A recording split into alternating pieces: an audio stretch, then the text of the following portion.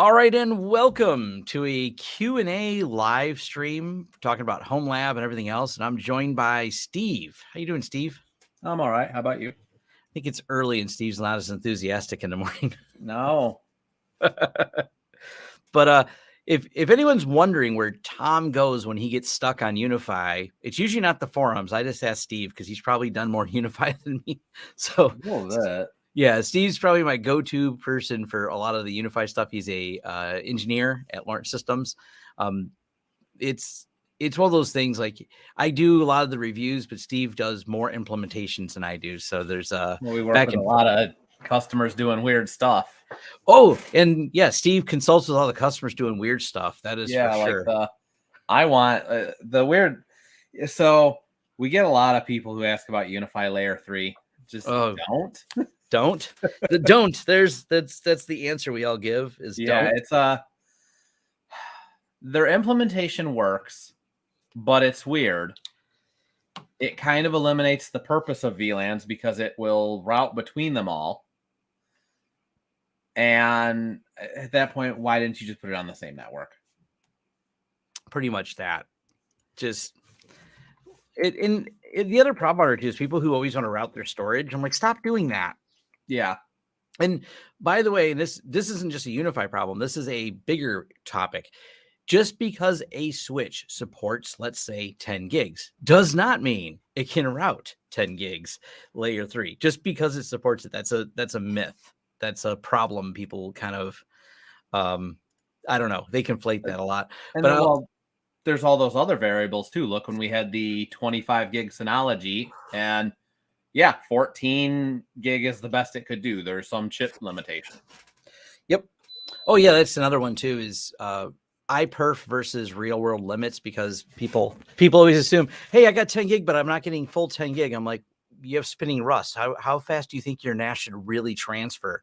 Yes, you physically have a 10 gig connection, but you don't have the ability to sustain 10 gigs. I use the concept we did of putting a Steam library on a NAS, because most people would run all their games off of a single storage drive, and a single spinning drive is only roughly a gigabit no matter what you do. Yep. And automatically tying drives together doesn't give you immediate more speed, but no. All right. The first topic I want to actually cover, though, before we get to some of the UniFi stuff, is going to be the pfSense Plus 2301 RC is available. I might load this at the office, depending on how daring I'm feeling and if I want to deal with any issues that may come up. But I'll admit, I've been running it at home. When they first hit beta, and now they're in the release candidate one, which means it's going to be out here soon. I've been running it at home, and everything works. Like, I haven't had any problems with it. VPN works so far. I think there's one bug that they're working on for, I think it's the Python version of PF Blocker NG. Like, if you're using that, and there's some bug, you go in the forums, it's in there. And there's another bug that I don't know that it's completely reproducible on everyone's setup, but some people had said if you're running Errata and WireGuard, there seems to be some bugs with Errata not wanting to start if the WireGuard tunnel is enabled. I think that's right. I haven't run into this because I'm actually running a Snort on this. So I've debated, because of that one issue makes me wonder if we should load it at the office or not, because we are using Errata at the office. For it to come out of RC. Yeah. I want to test it, but also I want to wait for it to be out of RC. So I tested it at home. I figured at home it's less disruptive. So because did they just release an RC? Because I saw something else about it a little while ago too. Yeah, I did a video on it because I've been running it now for a few weeks. They kind of had like an RC. I thought it was RC before because it said That's RC. what I thought. Yeah, and now they are calling it RC. I think it's because it said RC, but they didn't have a blog post about it. And then they had another update to it, and now they're calling it RC. So I'm a little confused on that part, because I loaded it because it said RC. And I'm like, oh, I'll try a release candidate. But nonetheless, any tips on cost-effective rack cooling for home lab network? Me and Steve were laughing because we went to a client, and they did this because they had a loop in their network, which also makes me laugh. As the why is they had a loop, and it was causing network disruptions and also causing switches to get hot. So they just took a box fan and mounted it on the very top of the rack, blowing down to cool things off, which didn't solve the other problem of having a loop in the network. But at least the switches were cooler. Besides that, I don't know. What do you think, Steve, for a cost-effective tip for doing it? Depends on the size of the rack. You could get some quiet 120 millimeter fans and wire them in. I mean, really, there's too many questions. Is the rack enclosed? Is it open? Is it in a closet? We had one guy, his was in a closet, so his answer was to cut 2 holes in the wall, one on each side of the drywall above the door to the closet, and then just put a couple little vents on them to create something so airflow can move in and out the closet a little bit. Yeah, the Jeff from Craft Computing, he's got obviously a more expensive solution where he actually has a special cooling unit in a rack to help move air. He's got a whole video he did on that. But I mean, you said cost effective, so I mean, Jeff's is not outlandishly expensive, but they do make special rack cooling stuff. So cost effective is a real relative term. This question is an easy answer. I have a video on how to do this already. It's setting up your own WireGuard server, and I cover how to set it up with pfSense. So that's tying Ubuntu there. You know, I think I run it in DigitalOcean, but I got a step-by-step walkthrough, and I fixed the typos. Someone found a typo in there because they were copying paste commands and said, hey, you called it like YouTube demo in one, but then you called it WG YouTube demo. So I think all the typos are fixed in that video, which, I mean, all it is what I called the tunnel I was inconsistent with throughout the thing. It's consistent in a video. It's just the write-up that accompanies the video. When you rewind the live stream and watch at 2x speed to catch up, and then you catch up and start talking slower, it's kind of like driving. Yeah, I know I do that. I watch live streams and you catch up with people, and it's like it's like they're talking fast and then they had an aneurysm.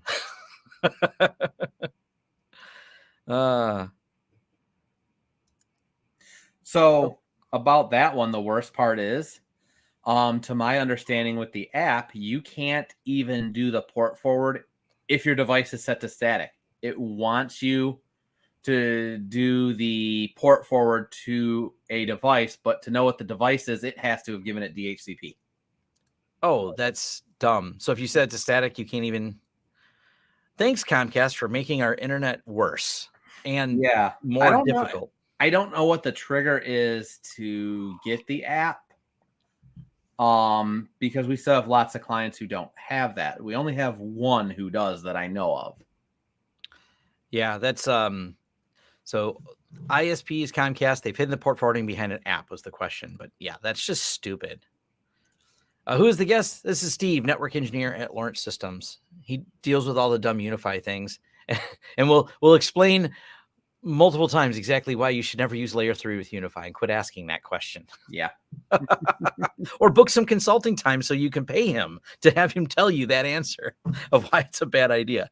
We like getting paid for it. We'll tell you for free. We do that in all of our videos. I've said it in many of the videos. Don't use it because it's broken. So Travis says, I don't think it's a problem on the business internet side. And yeah, because we're also doing business internet people. Yeah. Well, I don't even know. Because I know a lot of the same thing around here is Comcast. We have the luxury of having more than just Comcast. We're the anomaly. But even a lot of the home users I know with Comcast don't have to use the app, and I don't know what package you get through them that triggers, hey, you're getting this app. Yeah, because it looks like the same firewall when you log in right up until you go to port forward, and then it's like, oh, go use the app. And you used to be able to do it about a year ago through their webpage, and they took that away. And the webpage tells you go use the app. Yeah, that doesn't make any sense. Mm-hmm. You know, I didn't look. Do you happen to know, Steve? Because someone asked me this question, and I still haven't logged back into it. Okay. Does this have the new version of what's that software? The 3.0 version yet? I haven't. I don't know. I haven't looked yet. Yeah, I was thinking about we should probably log into ours and take a look. But this is like a did they add anything useful? Well, you're gonna eventually, because right now, if you have, and I actually made a video kind of dumping on Ubiquity about this because they won't give timelines. Because shocker, they don't give timelines. Whoops. So if you get the Dream Machine SE, it currently has WireGuard available. It's normal WireGuard. It's not like UniFi's how they envision VPN, the weird way they do VPN, like, oh, we're going to tie our VPN to our cloud. That way To our UID. So yeah, to that's your how you get UID or something OpenVPN, stupid. even though we clearly have OpenVPN. Oh, perfect. Cody's going to save me a click. 3.0 is not out yet. So it's Cody from Telecom Networks. Perfect. But nonetheless, the problem is, I mean, great that they finally got around to doing VPN normal. It's been along quite a few years of we do it our own way. That doesn't make people happy. But now they're finally, it creates this whole problem of trying to figure out, and I don't know if I should do a video or not, because I don't know when this is going to be fixed. But if you think it does WireGuard, because, and this is where things are getting confusing, if you look and say, hey, the UniFi OS version 7 point whatever has WireGuard support, that means all their devices that use that have WireGuard support. And this is why it's so hard to explain to people the UniFi. UniFi doesn't have a good chart for like, we might update these products, but they don't support it. If you buy this particular product, it supports it. But then the confusion comes into, and I've seen this in some Reddit posts of, but if I read the UniFi OS release notes, it says it supports it, and it says the UniFi OS works on the UniFi Dream Machine. And I know if you read the details, they do have it in there, but they don't have like a chart when you're buying it. That you have to read each release note because they really want to oversell them. We see so many people buying UDMs because they want the switches and APs. They're like, well, I need something to control it all. Okay, you can just spin the software up or buy a cloud key. Well, they said I need a UDM. You really don't. Return that thing. No, you don't. They're trying to really push those things. They are. We tell people, run a cloud key. If you have a small network, run a cloud key. If you don't want to run a cloud key, I understand it. You just want to run it for free. Spin up a Linux server. Quit doing it in Windows. I do it in Windows. It's not that big. Yeah, but I'm that anomaly of if you don't need the constant stats, you can spin it up and then spin it back down. I log into mine when I need to make changes. Yeah, that's another option. If you're not collecting normal stats, you can do it. I just see people having more problems with Windows, but I think it's also because the people who don't know how to run Linux also probably barely know how to run Windows. And I'm not throwing shade at them. I'm just saying, because the problems they have are usually like I can't get the firewall ports open and things like that. Turn it off. Turn the firewall off. Yeah, end of discussion.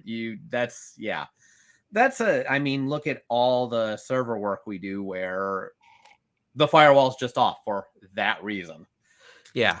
And this is why we just don't really recommend the whole UniFi, what do you call it? I'm just not a big Dream Machine fan. They always disappoint people.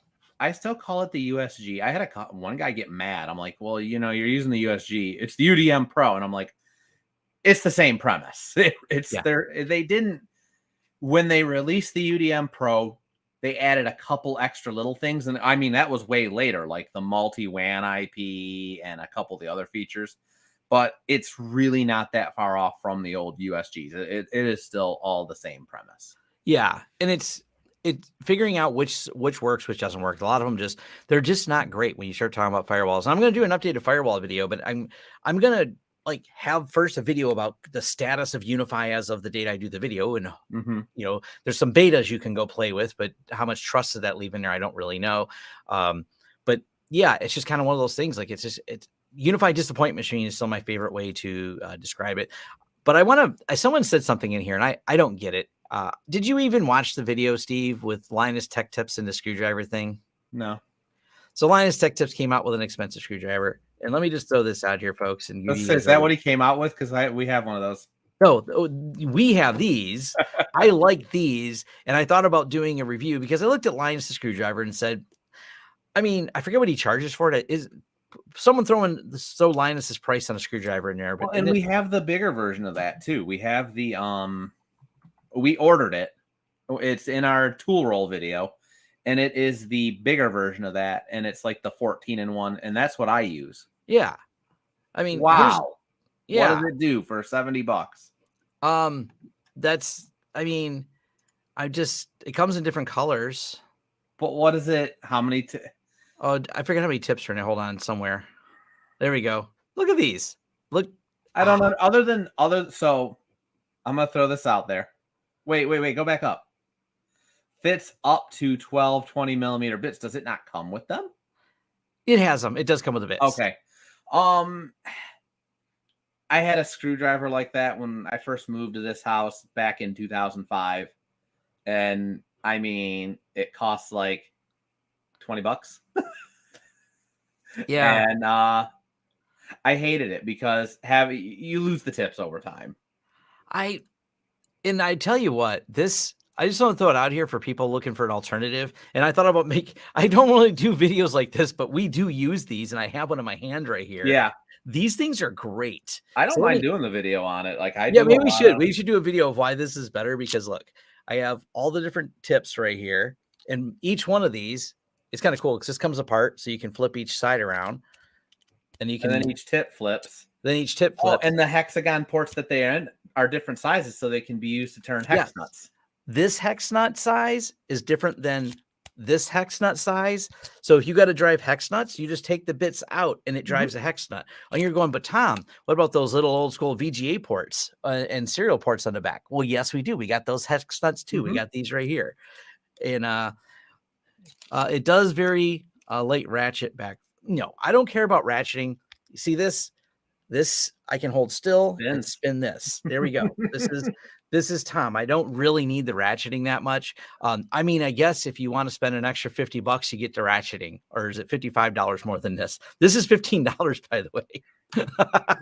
This is that. There was I mean, if I wanted a ratcheting screwdriver, there was a video of a guy who does restorations, restored like an old 19 like 20s or 30s German one that I'm like, okay, now the ratcheting action on that makes sense because it actually like over the top, it had a little handle to flip down so you get the extra torque on it. Even I'm like, that's brilliant. Why don't we have that again? You know what? See, let's plan on doing that. Is we're gonna That's do fine. this. We got to do a screwdriver review and tell you why you should spend. Because I know Jeff Geerling, because I was just talking to him yesterday, and Jeff Geerling did it. I didn't watch his video yet, but I know he's got an upcoming video, or I think he probably just released a video on it. So I will watch his video, and then we'll do our own video on why you should be buying $15 screwdrivers and why that. Yeah, I want to take a second, catch up on some questions. yeah. What do we got here? What is this? Oh. Which one? I was going to say we'll start back where just after Cody at Mac Telecom. What is the Steve's opinion on Omada? Oh, yeah, there we go. Let's go. You're right. Yeah. Let's work our way down the list. Yep. Omada, it literally was copy UniFi's homework and change it a bit. I like that each device can be configured individually without a controller. So if you really only need like one device, it comes in handy for that. And we actually have a client we did that at. He wanted one outdoor AP, so it made sense to we happen to have one here. Put this one outdoor AP, program it by itself, and you're done. Outside of that, I'm not too impressed with it. The cost point isn't low enough that it's like, let me jump ship on UniFi for this product that I don't think is getting updates at nearly the same rate, especially like, when they had to solve for Log4j and stuff like that. It took them how many months? Oh yeah. Yeah, and the Log4j was slow to update. I don't trust TP-Link on security. TP-Link's a good copycat company. Like, hey, we're going to copy it, make the same thing cheaper. Yeah. You're going to innovate? Nope. Our innovation is less money. Yep. So you're going to be better at security? No. Why would we do that? I mean, we just want to sell it to you for less money. And there's also a not clear product life cycle on it. So I really don't know how long they're going to last. So I don't know. I know that guy. We've worked with him. Oh, so they want you to reflash that firewall. I forget what one you had. It is Netgate has documentation on it online. And it does actually vary a bit. The 41 and 6100 are wildly different because of the architecture from like the 3100 and the 2100. Yeah, but they're easy enough to reflash. You just open a TAC ticket with them, and they'll send. If you have a Netgate device, you just open a TAC ticket, and they'll send you the firmware. They just need your serial number for it, and they'll send you. Yeah, the you give them firmware. like the model and serial. Yep. They send you the firmware, and then you use the corresponding USB cable. It's going to be mini or micro, depending on the unit. Yep. And then you can use PuTTY just to SSH into it, and it renders it as if you had as a terminal, as if you had a screen hooked up to it. Yep. Explain why the UniFi NVR is powerful enough to run UniFi networks alongside when the CloudKey G2 can't run Protect and Network. Because the NV, I don't understand the question. NVR doesn't run UniFi network; it just runs Protect. Right. But it runs Protect better because where we see a lot of people we've actually, I've had to do a few of these. The flash drive repair. No. We had to do a couple of those, and actually, that's really easy. It turns out you just open it up, replace the flash drive, and it just goes. Yeah, there's a flash drive in them. yeah. So what Tom's talking about there, the UniFi NVR OS runs on a flash drive that is, and it's like the cheapest flash drive, and it's just hot glued in there.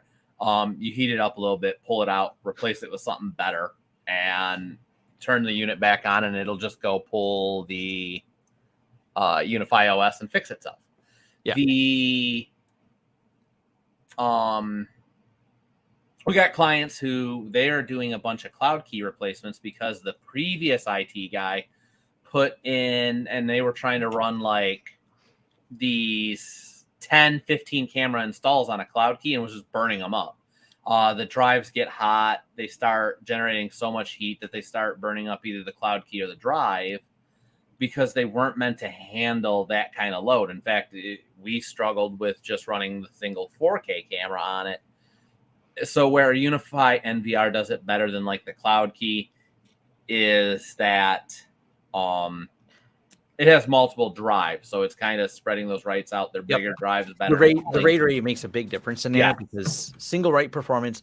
I think when I did my initial review of the cloud key with the Protect on there, I said, put an SSD in this thing because it chugs. Because they use laptop hard drives, which are traditionally like 8 meg cache, 5400 RPM. They don't even use like a WD Black or anything. Yeah, so it really was riding a struggle bus trying to keep up with the writes on that.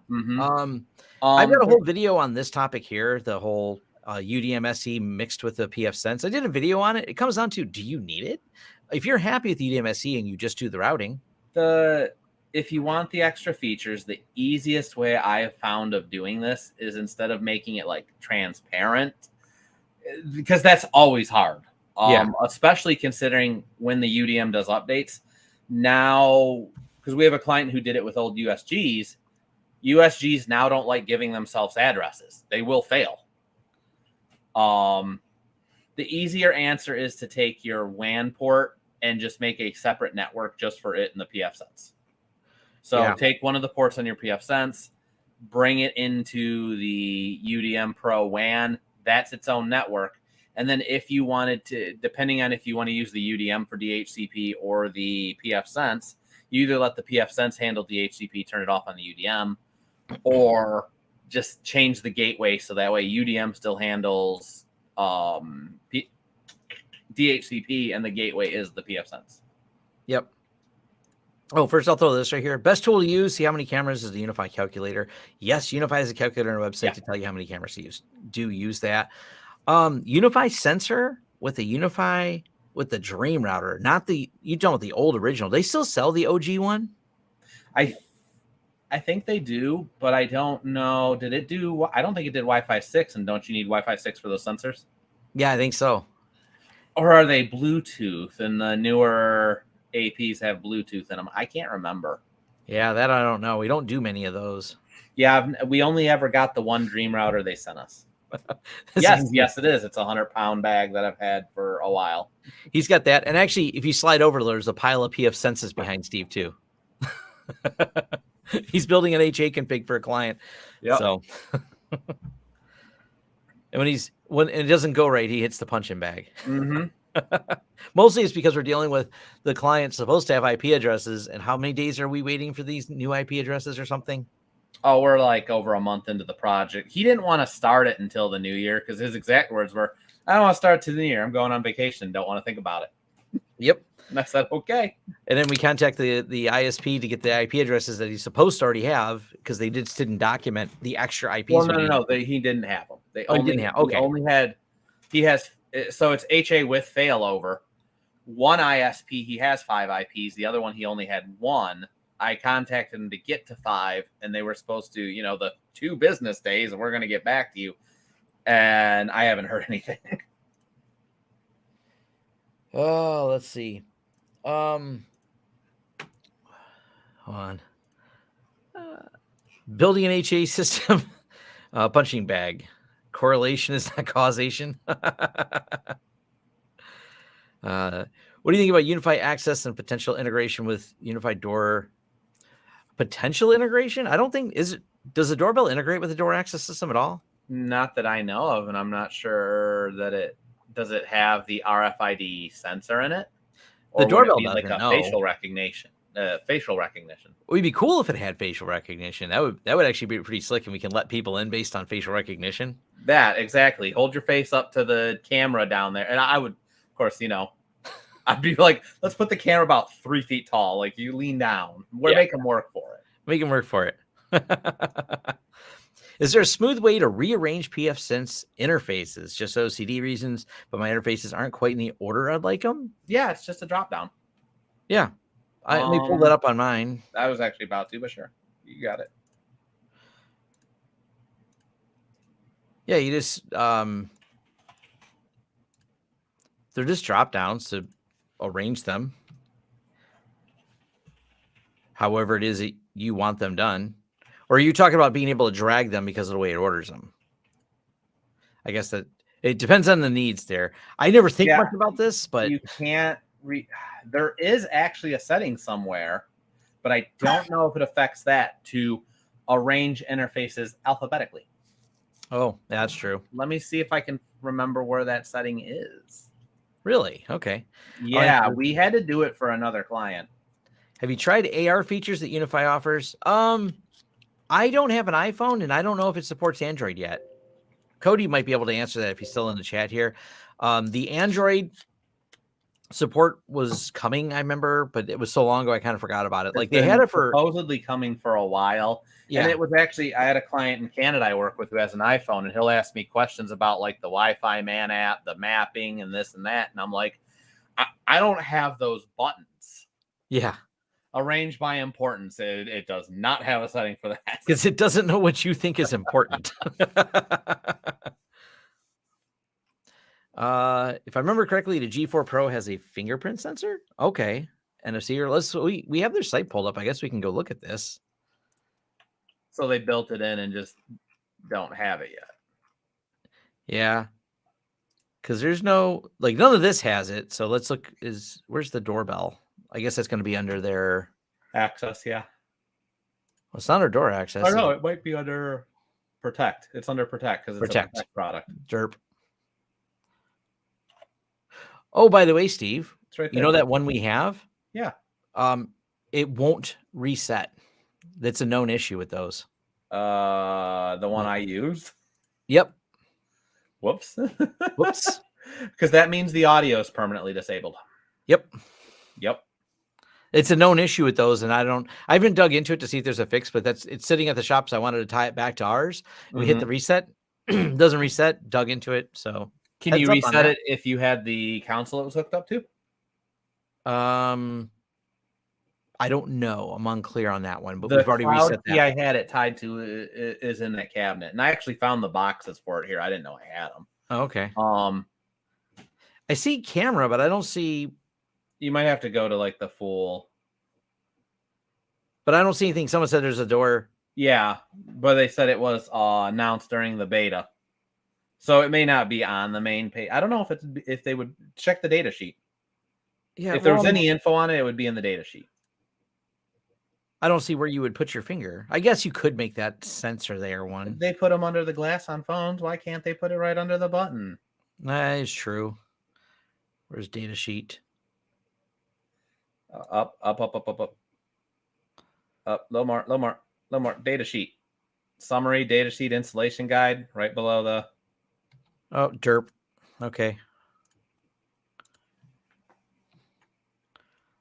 Built-in IR cut filter, ARM Cortex. What's those yeses? Microphone, speaker, Software compatibility. I don't see anything in here about it. Yeah, I don't know if maybe they cut it due to supply chain. Yeah. Because the original Wi-Fi 6s were RGB enabled. Oh yeah, that's right. And then And I have one of them in a script that makes it change colors. well, I know because you have mine, don't you? Yes. Yeah, because mine's in a spot in my basement where you can't see it. So he's like, I want yours because it changes colors. I'm like, well, I don't see mine, so I don't care. Just bring me another one. It works with Android now, but it doesn't have LiDAR. Okay, so we can check that now. Suggestions for a cloud backup for personal family use, single computer, Backblaze, or something else? If you have the money and you're doing a few computers, the Synology with a C2 cloud backup. Yeah, Synology is probably the best, but individual computer, I don't keep up much with consumer software. Like, if you're looking for just files, so it depends if you want system image or files.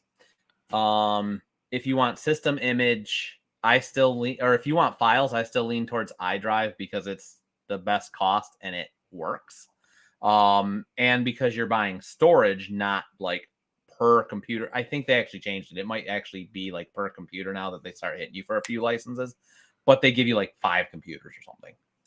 So yeah, you can grab a few. If you want full system image, look at getting a Synology, setting up active backup on that. And then if you want it in the cloud, you just tie it to Synology C2, which is, I think, $1 more a terabyte than like Backblaze.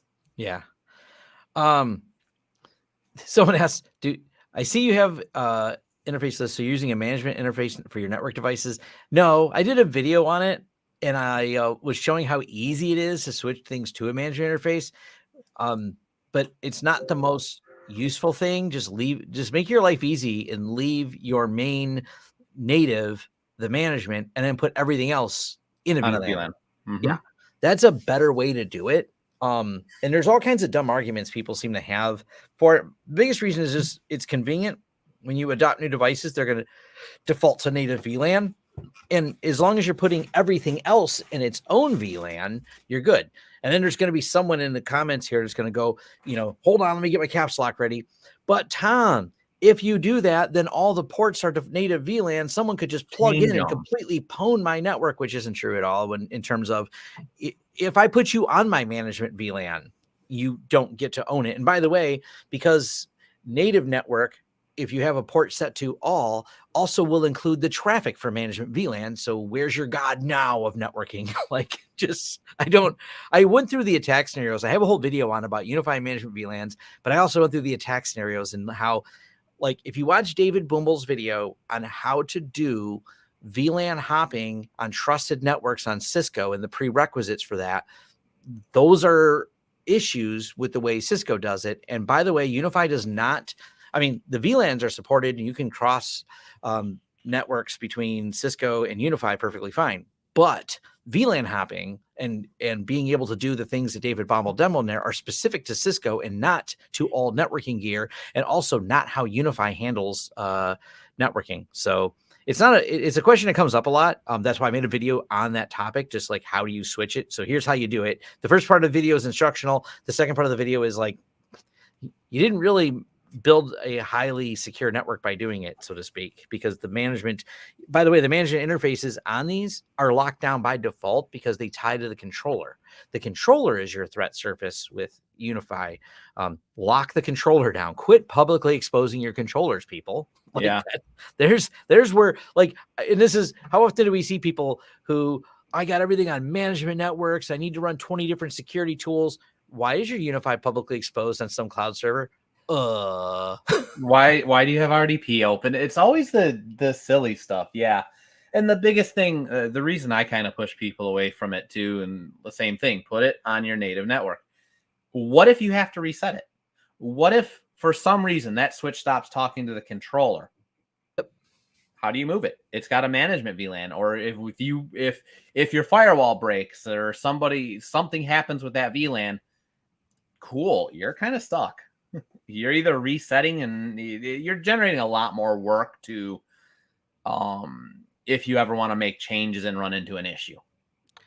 Yeah. That's just it's silliness. Oh, something that just popped in my head, and I want to share it with the class here real quick.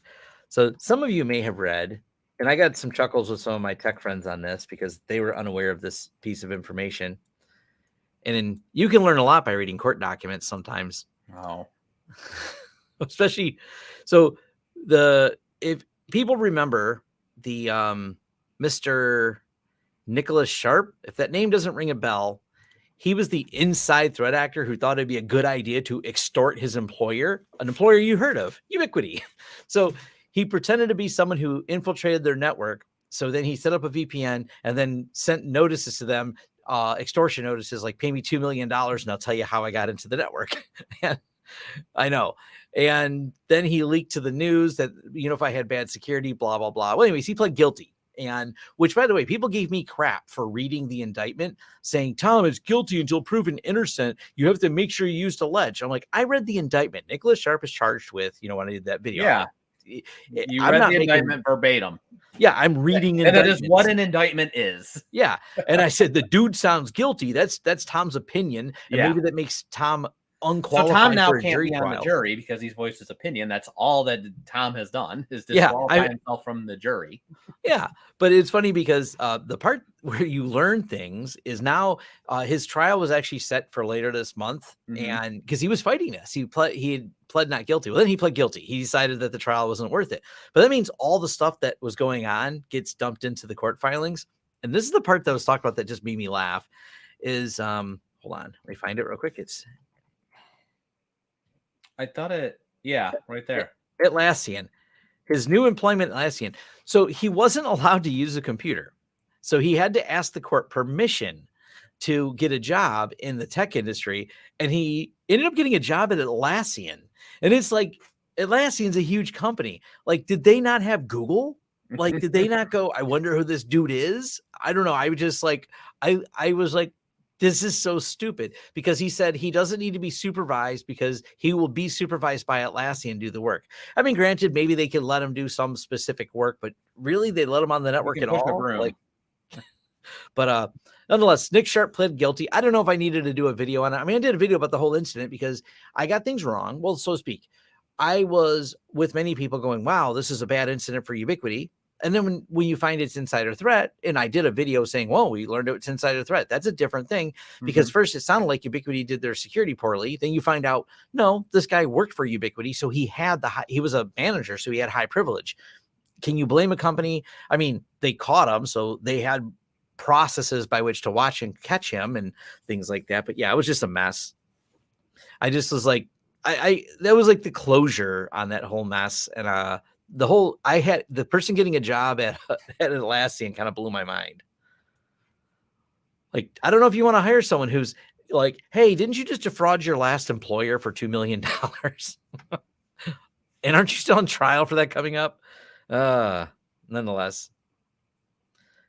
Someone opened a ticket at Atlassian. Yeah, someone opened a Jira ticket, said, go ahead and check that guy out. And someone just closed the ticket. Oh, here's run a server VM on an SSD or HDD. I mean, how fast do you want it to be? Yeah. That's it. It's not like a me question. It's a you question. It's a philosophical question. It's a philosophical question. We have a lot of ours on spinning Rust because they're big. For example, Graylog is big. If you have the budget, Graylog is faster on SSDs. Do you have the budget to put your logging server on a full flash array? That's the question. I mean, if budget's not a concern, always go SSD. So fun times. Now let's talk about Wi-Fi, because this is the other thing we were talking about is the whole purpose of this. The whole purpose of this. Well, people like asking questions. I like answering questions. These ones right here, though, they say they're the best sellers, but I mean, are they the best ones, Steve? What one? The UniFi Access U6 Lite. Do you want to do a share screen of your own and share these? I can do it. That way you can just jump into which ones you know are good.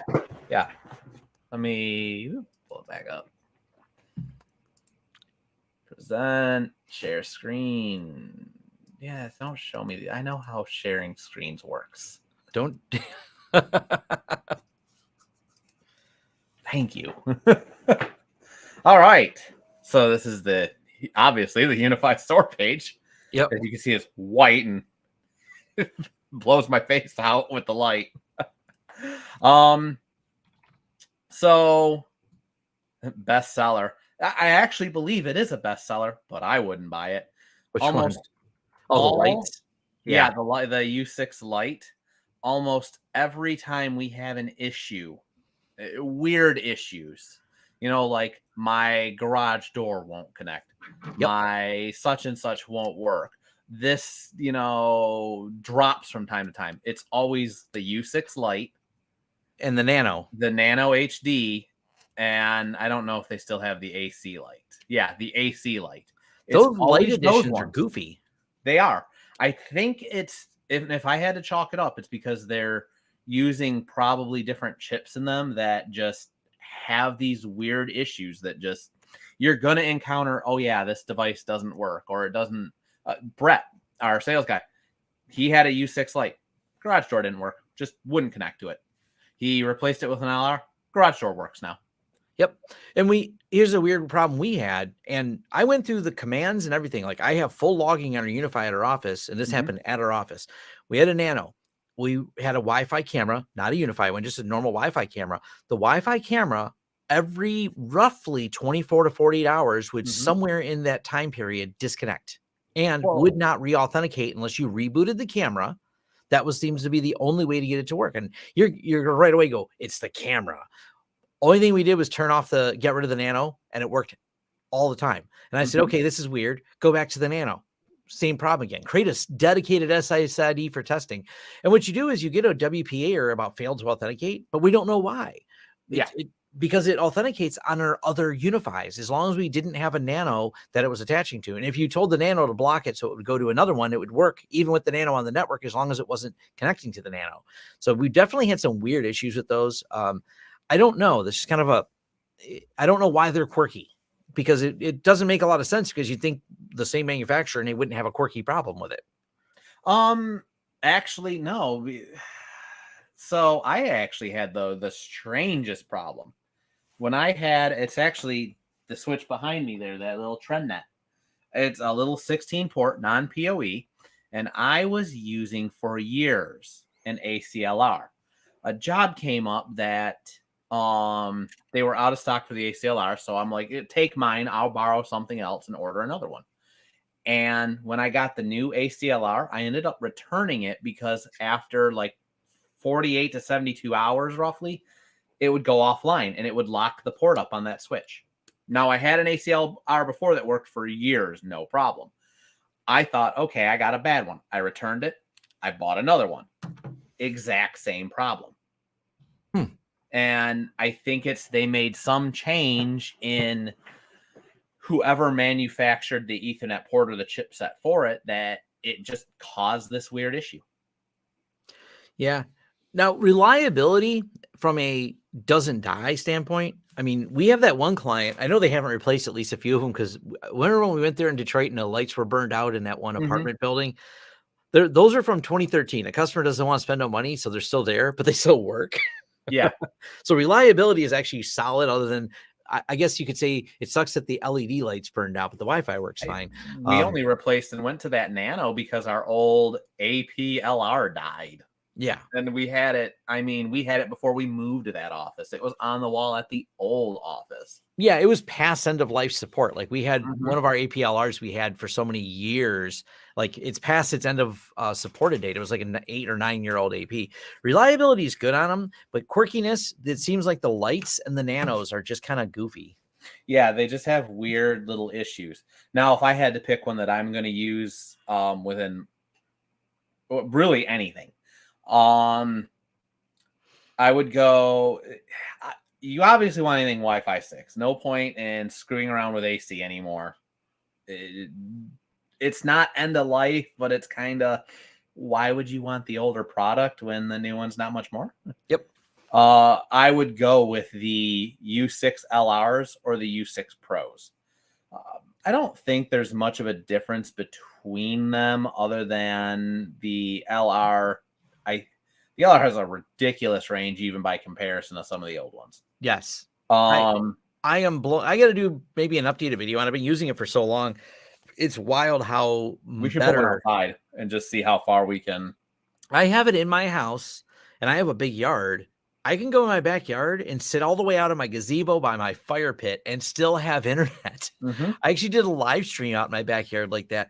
And it's crazy because I mean, I am, a good 30, 40 feet or however, I don't know. We only measure things in freedom units here. But I'm a good 30, 40 feet away from my house and I still have A little Wi-Fi. over 10 meters. Yeah. So I'm impressed with how good the LR works. I have one in my house that covers the majority In the of my basement. house. Now, granted, it's up in the rafters. I have it in the rafters of my basement, and it covers all over my house. So Yeah. I need to do a video on that topic. Well, you have the in wall upstairs too, don't you?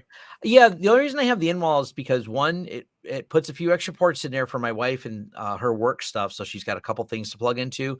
The other reason is the furthest forward my wife's office is adjacent to the garage, and the only thing that's weird, and this is a Tesla problem more than a UniFi problem, my Tesla had trouble connecting in the garage sometimes, or in my driveway. I don't know why, because my phone works fine in the driveway. My Wi-Fi and a phone, no problem. Tesla's like, me, it's too far away. But so I popped that in at office, and my Tesla, because when it would do updates, it would give me a weak Wi-Fi signal, which is stupid. Yeah.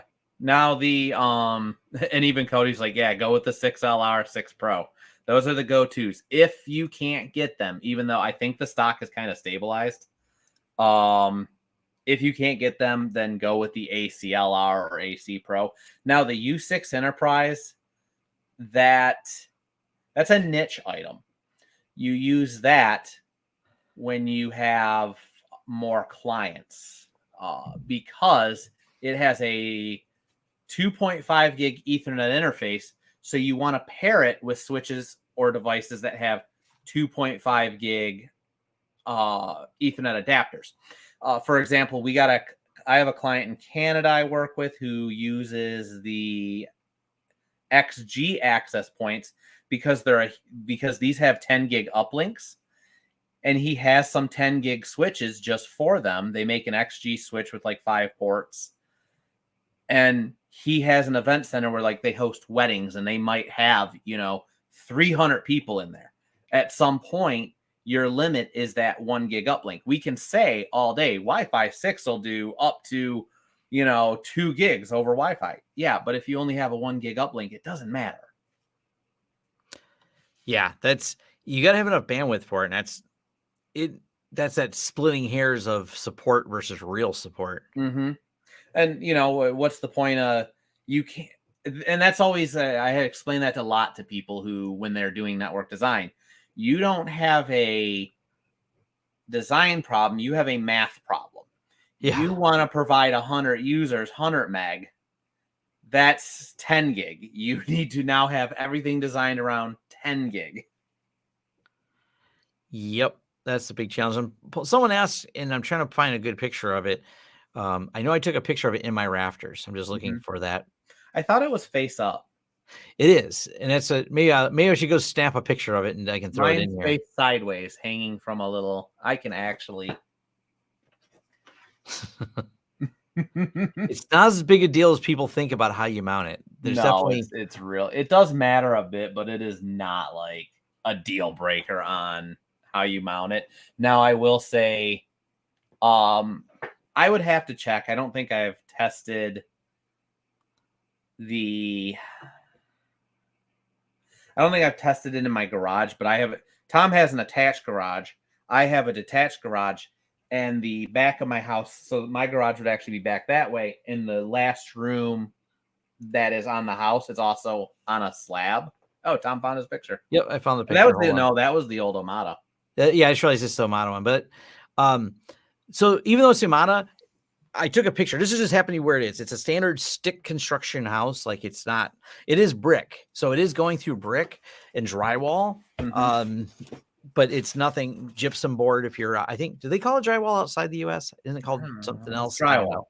But nonetheless, this is the sheetrock. Errata is there in this photo, but the UniFi, and it's facing up. This is like kind of above my head. And it covers my whole house. really, really well with the UniFi LR. Yes, I know that's the Omada one. That's when I do my testing. The Omada one did not have the reach, and I think I covered that in a video. It didn't have the reach of the LR. I'm gonna test the Cisco. I got to put the Cisco one there because I like to put them exactly in the same position and test each Wi-Fi to see if I get the same range out of it. But yeah, the nonetheless, it that's how I got it. That's where I got it located. So that's for the people wondering where it's at. Did your screen break? Oh, there it No, goes. I minimized it just because, again, I don't do a lot of these. I got to adjust the camera thing. I saw plasterboard. I did. That is, I like it, but it's a weird name. I guess because you do add a little bit of plaster, but not much. Well, but in plaster houses is different here because our old houses were all done with plaster. But that's a lost art. Flatboard and plaster. They would take wooden strips, fur them across the wall, and then just layer plaster on them. Yep. My friend lived in one, and just God forbid you had to do any work in that. My house has brick internal walls downstairs and plasterboard upstairs, detached garage, or sadly only a single. Otherwise, yeah. And by the way, like one Jay from Learn Linux TV, he's got an older house. It does not go from his basement upstairs. Yeah, his is definitely, he had to put more upstairs, and then all of his connectivity problems. That's how he solved them, was just more of them. More Wi-Fi is the answer. Like more access points is the way you solve most of these connectivity problems. Yeah, and like Nick said, I guess that over there they coat the whole board. That's why they call it plasterboard. Oh, yeah, we just coat the joints, and then you prime it and paint it. Yep. I know. I just did this. I did have to skim coat some cement board around my fireplace, though. But anyway, back to Wi-Fi. I'll talk back to Wi-Fi. As much as I love talking about construction. Avoid these, the UniFi building to building. I'm not a fan of them. They're overpriced. They're overpriced. So I'll actually pop these up in another tab, and then I'm going to pull up, I think it's over here.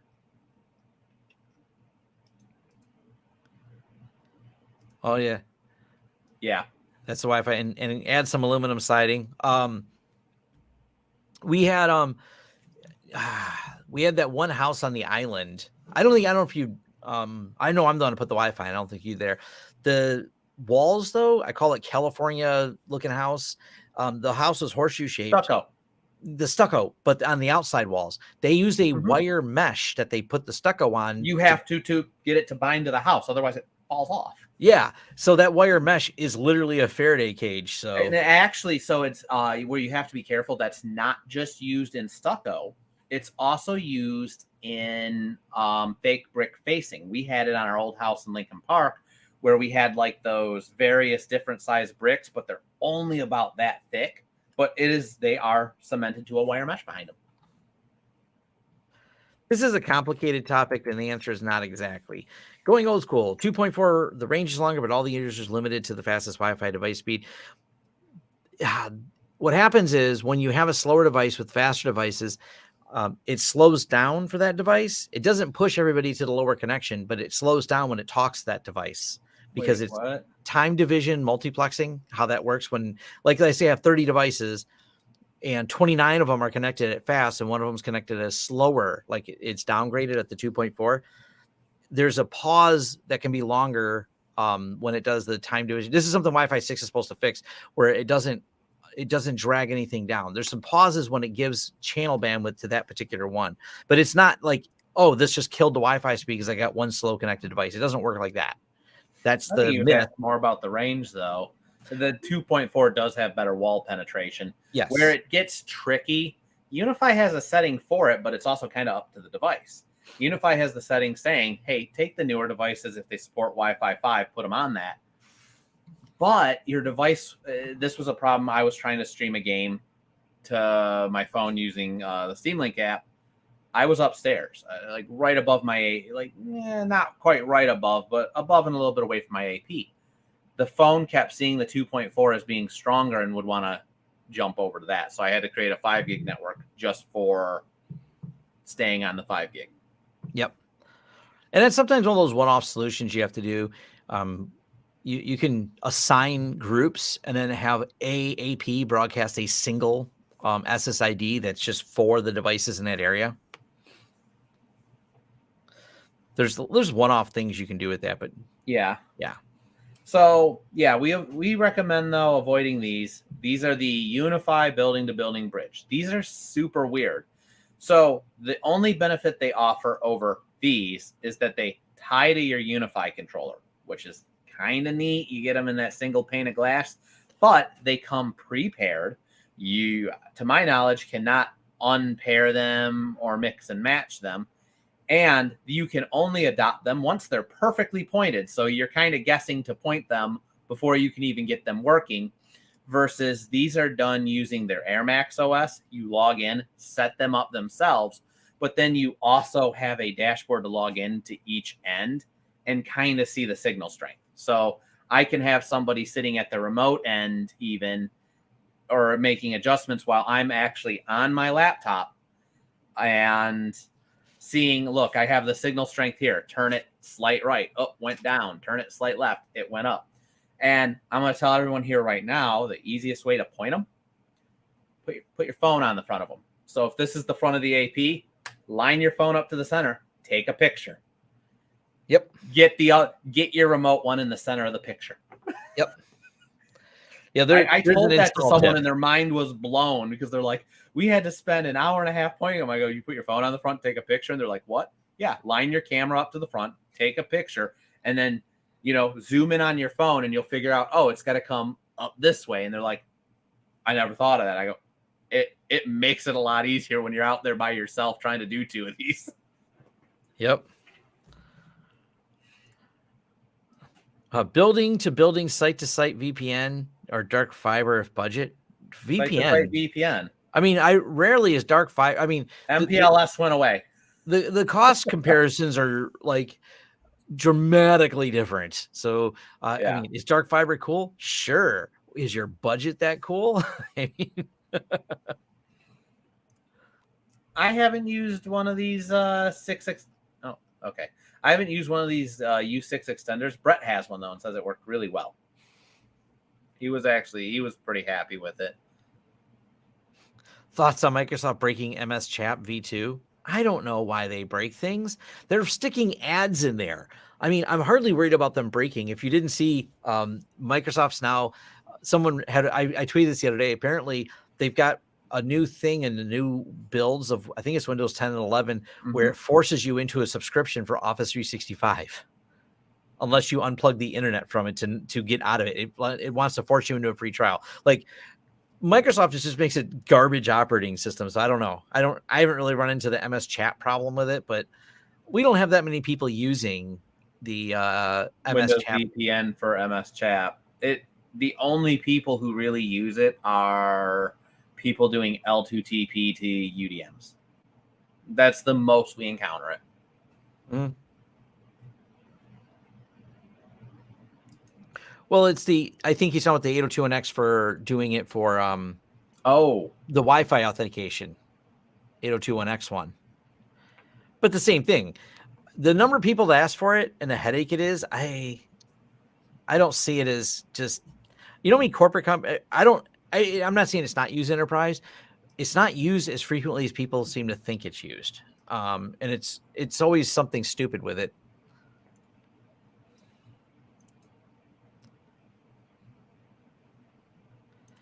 Chasm or guacamole? I've played with guacamole maybe once. I have no opinion on it though. I don't use it actively at all. So I'm not the person to ask, because other people have some videos on it though.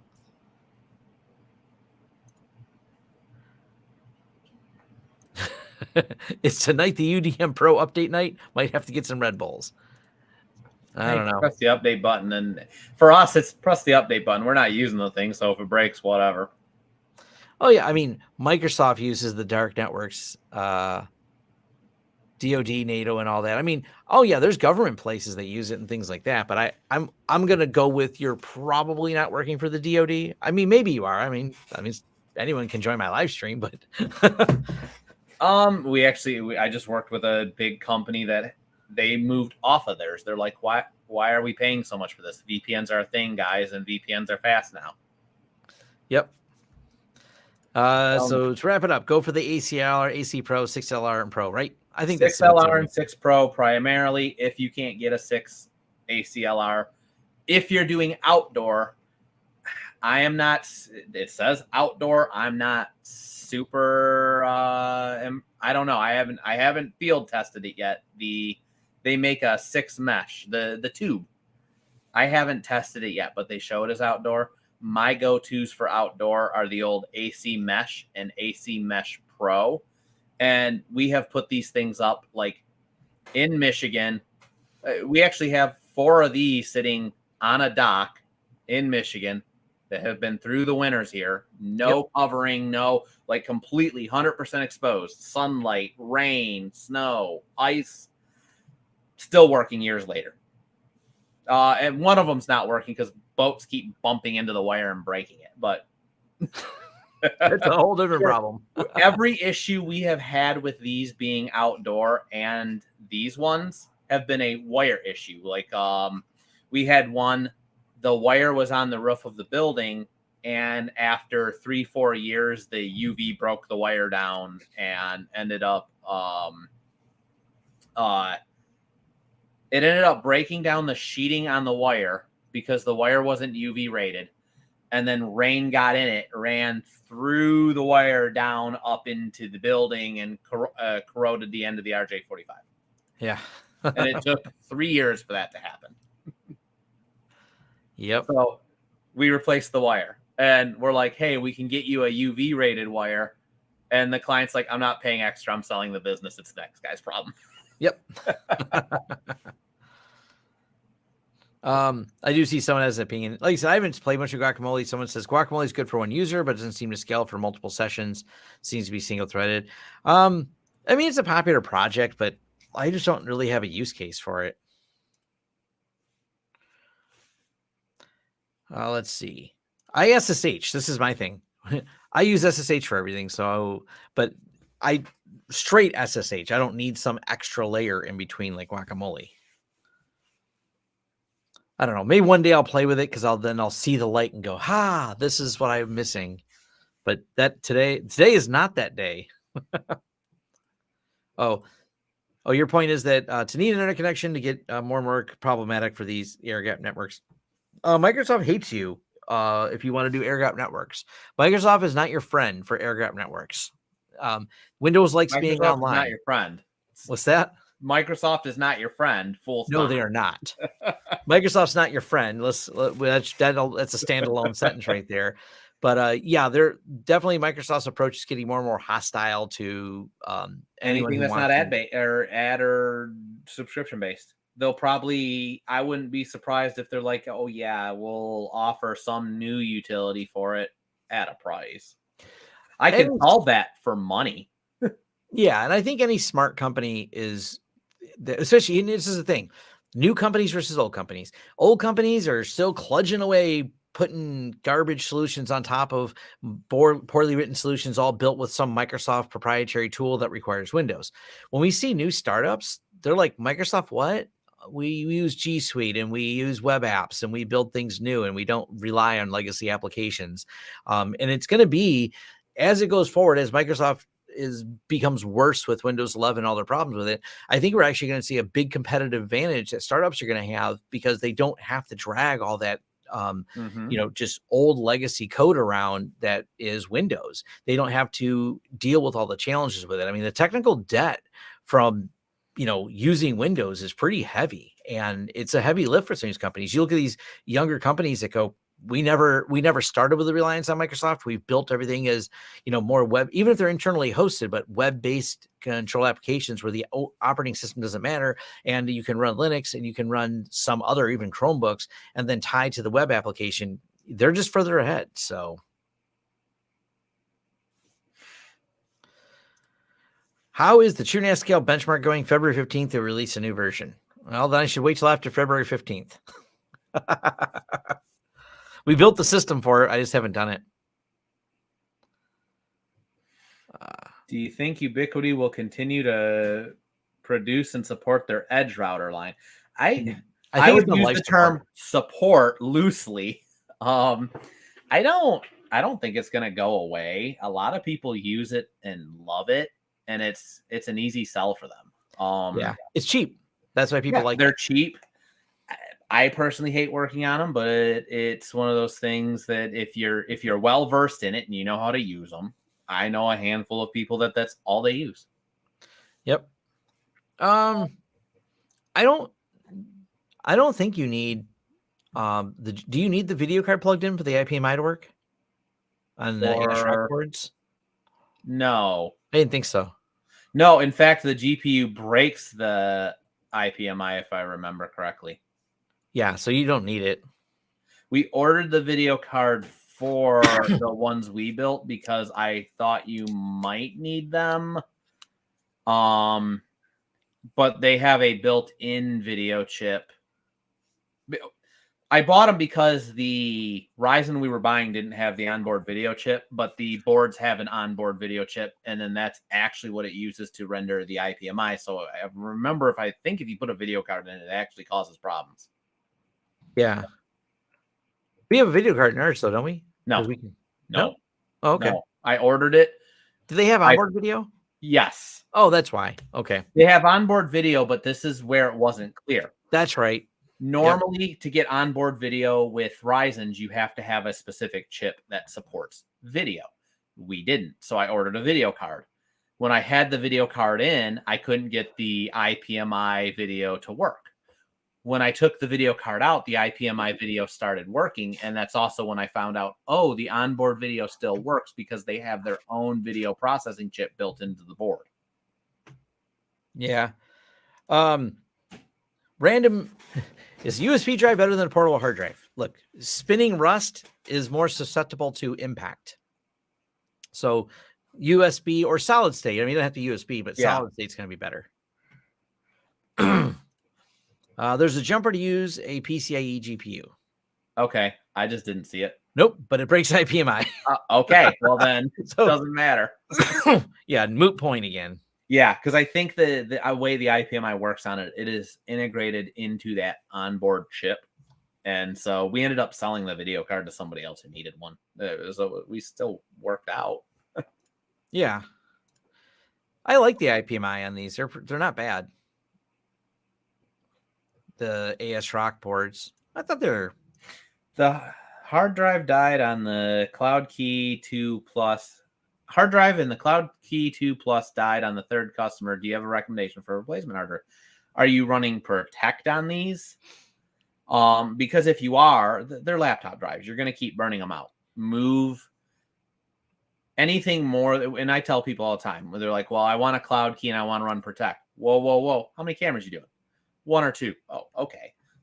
5. No, go get a UniFi NVR. Anything after, especially with the higher res cameras, because they don't do the G3 bullet anymore.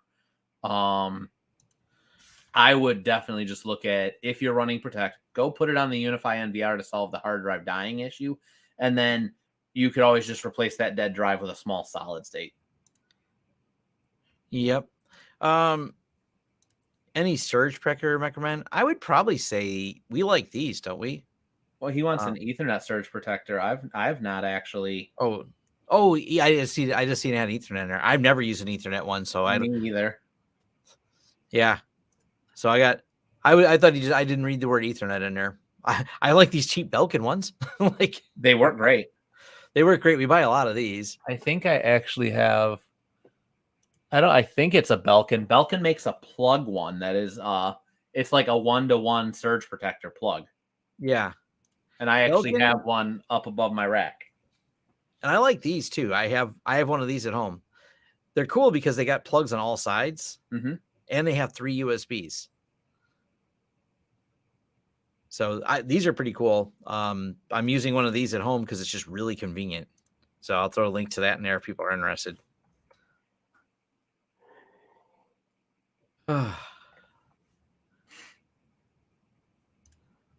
Yeah, IPMI literally works on the motherboard's VGA buffer. Yeah. I know it seems obvious, but yeah. UXG Pro. Thoughts, Steve? Is that out, or is that still in early access? Yeah, if it's in early access, it's like the first rule of early access is you don't talk about early access. No, I don't look at early access enough. I get questions about it, and I always go to the main store page, If and it's then I end up looking, and they're like, "Oh, it's in early access," and I'm always, that's too many variables. I don't know. yeah, Because because who it knows what they're going also to change.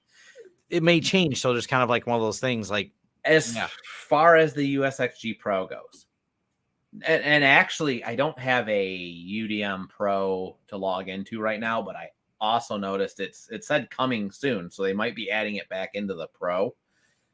The whole reason for going the older USGs over the UDM was you could tie them all to the same controller, have different sites, and then the auto IPsec VPN was actually really good, especially when you had a bunch of small remote offices that you needed to VPN back and you didn't want to get static addresses and do all the routing setup in that. You just deploy these, tie them into the same controller, and boom, we actually had a client who he was looking at going that route because they just do accounting. So he has a bunch of little offices and strip malls and that are 2 to 4 person offices. He doesn't need anything crazy, and he wants all the sites to talk to each other, which becomes a scalability issue even in like PFSense because you're now building tunnel to tunnel to tunnel versus the auto IPsec VPN just works in UniFi really well.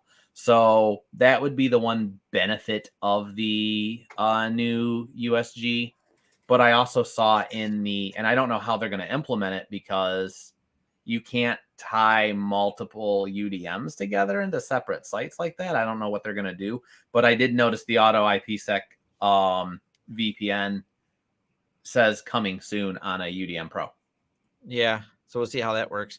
So they said it's out of EA. That's cool. So maybe we'll take a look at it. Dream router for non-tech family. I would say yeah. Yeah. For home users, my Wonderful. daughter has one. And my daughter, by the way, is not technical. She just does usual things like play games online. So she uses the internet, but it works fine for her. It gets Wi-Fi for her house. It does internet. It lets her watch Netflix and play video games. So it's check the 2 boxes. Cody just said the UXG doesn't do auto IPsec. Then I don't see the point of it. Yeah. Yeah, you can tell we're not the biggest fans of any type of routing crap that UniFi makes. It just has always got problems. Yeah, it's great for small office home, That's it. It's wonderful. As long as you don't need any of the VPN features and you only care about the internet working, I would say go for it. And as long as you're not getting crazy with VLANs because they have a scalability issue of managing the rules between all the VLANs. Yeah. So they're great for grandparents, according to Travis. Yeah. It's the dream. That's their new marketing. It's not the UniFi disappoint machine. It's the UniFi. I was trying to think of something begins with D that means old people. I'm trying to find some other word. I'm out of acronyms. It's the UniFi old people machine. Self-build desktop PC with Intel or AMD or rack server for XCP&G home lab use. If you can get decrepit. If you can get a cheap, like off-lease server, go for it. Otherwise, home building one's not that bad of a idea. And Rosewill from Newegg makes some really nice. Dinosaur's better. I don't. Dinosaur's better. Anyway, Rosewill on Newegg has some nice rack mount cases that you can do a custom build in, like we did. Yeah, we have on that video for if you type in like Ryzen XCP&G, I posted a video in the last month. We got the full parts list in there. Yeah. So you can run down that whole list. I do have the AS Rock. I logged into it because I was curious. Like we've been using this for a while and it's worked really well. So have 181 days and 17 hours worth of usage on it. Still chugging away perfectly fine. No events to really talk about. So I don't know. As far as home lab goes too, it comes down to it costs more to get the IPMI. That's a debate. Yeah. I personally lean towards if you don't need it, Don't get the IPMI. Buy some off-the-shelf board, because when you're done with the home lab, turn it into a nice gaming computer or something. Yeah. Mike, yeah, that would work fine then. You do like the UniFi. I need to make it so I could just respond to these. I think I got to sign in to do that. But no, the UniFi, what do they call the Dream router would work perfect for that. Yeah. Unified dinosaur router. Yeah. It will do the filtering. We actually have a few clients where we deploy, they had USGs and we redeploy them in front of, so they have a PF Sense. Coming out of the PF Sense, they have it wired into the USG, and then the USG just feeds the guest network because of the filtering. So they can do P2P filtering. Mm-hmm. You can actually remote into these. The basic ones will tie into the cloud. So if you want to be able to like change a Wi-Fi password or something like that, if you register them with the cloud, you can get it in the cloud dashboard, and then without going to grandma's house, you can go in there and change their SSID, create a new one. I won't lie, because I'm older, so my dad is like grandpa, and so we do things like put passwords on the devices so they don't lose it. It's taped to the top of it. So if you want to know my dad's SSID, it is there. Also, he lives in the middle of nowhere, so you by the way, if you're close enough for his Wi-Fi, you're also in range. He lives in the middle of nowhere and he's well armed, so don't sit in his driveway doing Wi-Fi things. What memory speed? Ooh, this was a stupid problem. Steve is still angry about this. Yeah, I didn't even want to build the lab one with that board because of it. I think it's 2666 or 20. It's not, it might be 3200. It's not 3600 like I wanted.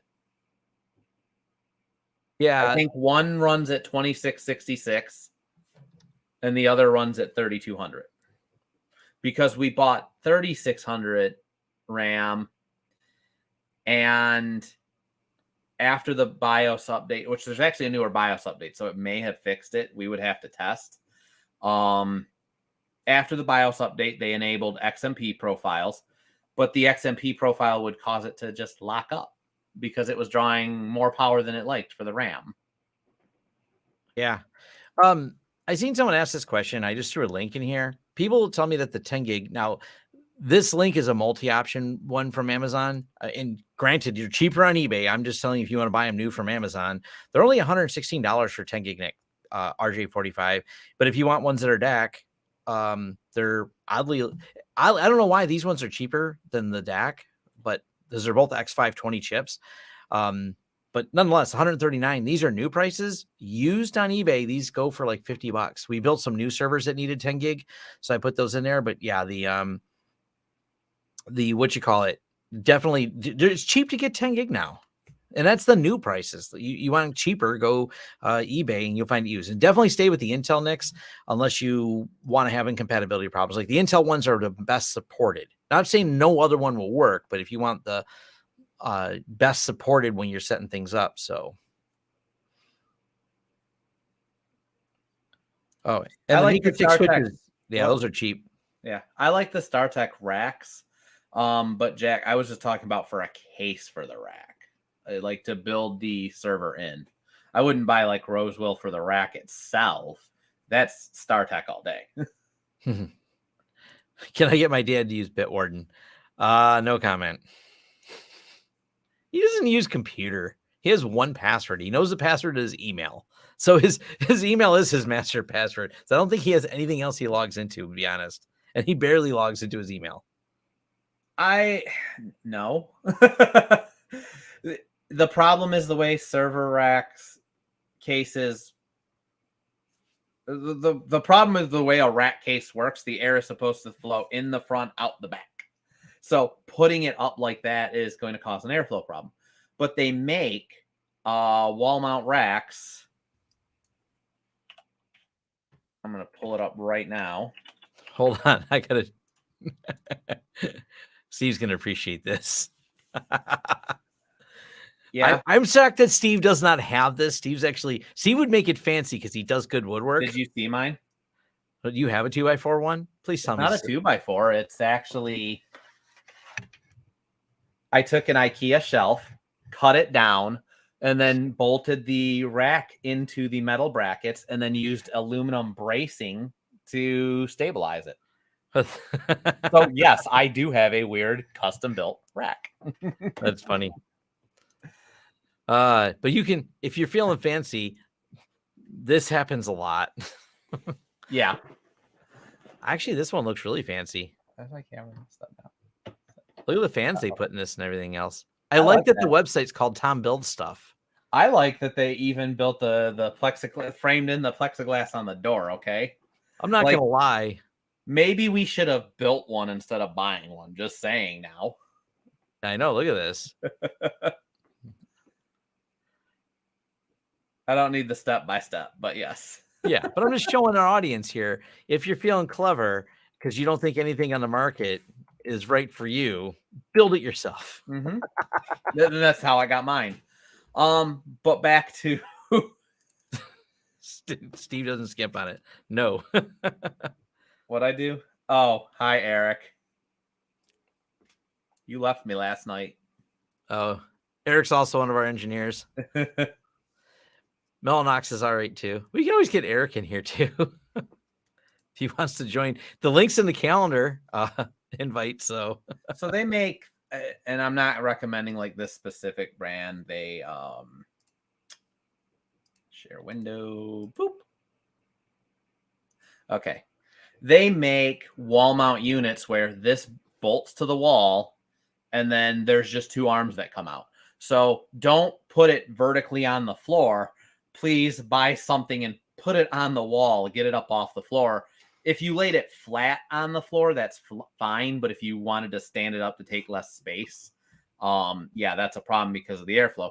And we have a few clients. We actually have a client who they don't have a rack. They have a bunch of these all over the place because they have like a server in one spot that's used as a workstation.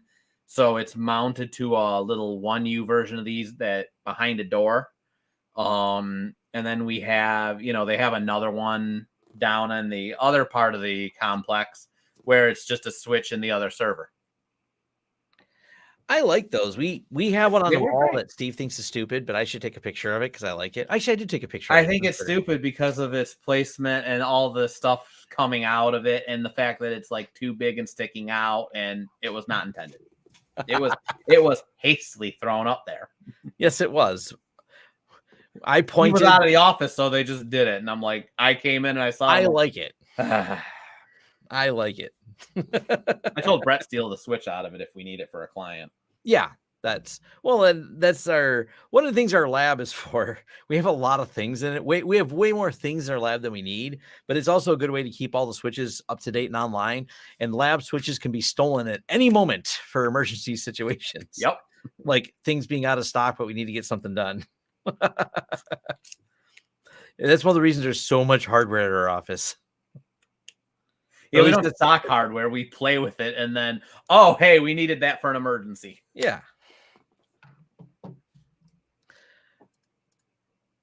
I got one of those in my garage. Really helps with the deep switches. Yeah. Mm-hmm. It's an easy solution. Yeah, because it's unlimited depth, and it solves the problem of like a Dell rack server and you needing like a 36-inch deep rack. Throw it on the wall. People ask us if you want to run the XCP and G Center. I just don't recommend it, and the reason why is it's essentially on life support. It's not getting much love anymore. That Windows utility, it's a matter of time before people quit using it. So the better thing to do is XO Lite. And once XO Lite comes out, which is something that doesn't require any resources and runs directly on there. Actually, let's pull up XO Lite real quick. So I don't even know if you know about this, Steve. It's in beta. Is probably why. Anything. Yeah, I don't read. Let me throw it in here real quick. Oh, the IKEA I'm catching back up on the comments. Check out IKEA table rack mount. Yeah, they use a lack table because the legs on the lack table are coincidentally like rack space. It's pretty basic, but this is where it's just they're working on it. It's they're getting closer with it, but basically this is going to be the new. You don't need to load anything interface to manage Zen servers. This will be built right in. You can turn it on now. It's just in beta. It does very little. You can't. Matter of fact, you're like, that's a great interface, and you're like, oh. All this is not done yet. It has this though, but you can start and stop VMs and things like that. So it's nice. You don't have to run it. Matter of fact, you could go in here and start and stop the start and stop XO, for example. So if you didn't want it running all the time, taking up any resources, you could do that. The downside is it's never going to have backups natively built into it because that's what Zen Orchestra does. But for basic VM management, this is in beta right now. They're working on it. They're hoping to get a good release out later this year. I don't have an exact timeline, but they wanted to get a framework out there so people could see it. But I wouldn't build too much reliance on that because the moment this comes out, there's probably going to be nobody bothering to contribute to the little. I've always hated the Windows app that you use to manage Zen server. It made sense about it 15 years ago. I don't think it makes sense today. I used it a couple times for something, I think, because it was there and they didn't like XOA was messed up. And I'm like, I guess I'll use this thing and go fix that thing so I can go back to that. We just use Phillips bolts or rack studs. I like rack studs. My only complaint with the rack studs is if you have something heavy for a long time, the plastic starts kind of getting caught and they're hard to get off. Yeah. I don't see the point of using security bolts because it's not hard for me. I'm going to grab it and I'll leverage the thing right out. If I've made it that far, I'm taking your server, whether you like it or not. A wild Eric has appeared. Eric's also, much like Steve, does lots of the UniFi and network engineering consulting. He spends a lot of time on TrueNAS helping people, doing storage things. Stuff. Oh, and maybe he has microphone problems today. He always has microphone problems. Oh, do I? Can you No, guys you hear don't me now. Oh, okay, there we go. Since you don't have a face, can I put an icon? I wonder, is there an option for this? Yeah, put something over my face. Put his picture from the site. Yes, that would be awesome. Nope, it won't let me. Oh well. That's a shame. Whatever. You're just an icon now. Actually, Eric, have you even looked at XO Lite? XO Lite? What is that? XO Lite for managing XCP-ng. This is built in without this doesn't run in a VM. This is like so you can do things. Yeah, is that out yet? It's in beta. I'd like to see it. Yeah. Here. I'm gonna send you a link in Signal right now. You can see it. Because I set it up on one of our servers. So there you go. Click that link in Signal and you can play with it if you're VPN'd in. There we go. I have an avatar now. Oh, there. Yes, that's Eric's for the site. So no, I think that was taken with the red safety goggles we got with the laser. Oh, laser. Yeah. Mm-hmm. Europe loves Proxmox. They sure do. Yeah, we probably see it more in Europe, less in the US. But Europe also loves XCP-ng. Vates is based out of France. Well, Proxmox is from Germany, so you're probably going to see it the most in Germany. Proxmox is fine. I don't use it, but I mean, if it makes you happy, use it. There's nothing like it's not a bad platform. I would not say it scales as well as XCP-ng. That's been my experience with it. Everyone likes to complain about the cage nuts. The only cage nuts I've ever had a problem with. I bought a bulk package on Amazon for cheap. The only ones I ever have a problem with are the UniFi ones. I don't know why. The actual cage nut itself, I always have to take channel locks and bend the little wings on it to get it in. I can't. They won't go in half the racks here for some reason. Yeah, and there's also I've seen a couple different ones of these. They have nut tools. No thanks. That seems like too much. It does. Like, There's pull up another one. right there, actually, the far left on that row. This one? Left. Oh, my other left? Yeah, we have the same. Putting a wall up the other day. Move the board to the left, your left or my left, and the guy standing next to me. I'm like, we have the same left, John. Right there. Those are what I bought. The two little, or no, they come in a little case like that, but they're literally one box of the cage nuts and one box of the screws. It says purchase 2 times, so this is our own Amazon store. I didn't know it was weighing data. I don't know. Wang. it's the wang nuts. But yeah, those are what I bought. They work great. Yeah, Eric doesn't do video. Eric's consulting is all done without camera. I don't even know if Eric has a camera, to be honest. Only time I do, Eric, but I lost it. That's the best answer. I have a spare. I actually need camera. to test replacing mine. I'll give you mine when I figure out what one I'm going to use. I'm sure I could find it if I felt like looking for it. Did the ferret run off with it? Probably. I'm not gonna lie, because it was on top of my monitors, and then it disappeared into all the cables behind my desk. So I'm gonna blame they pull it down all the time. Yeah, actually, it's the cat. Yeah, the cat gets up in that window. Yeah. XCP&G data store is a bit confusing when compared to VMware, especially for locating the ISOs for the machines. Yeah, I don't know that it's really confusing. It comes down to it is. Okay. It is. I've had to find the data stores. I'm like, it's like broken up in all these chunks. I don't like it.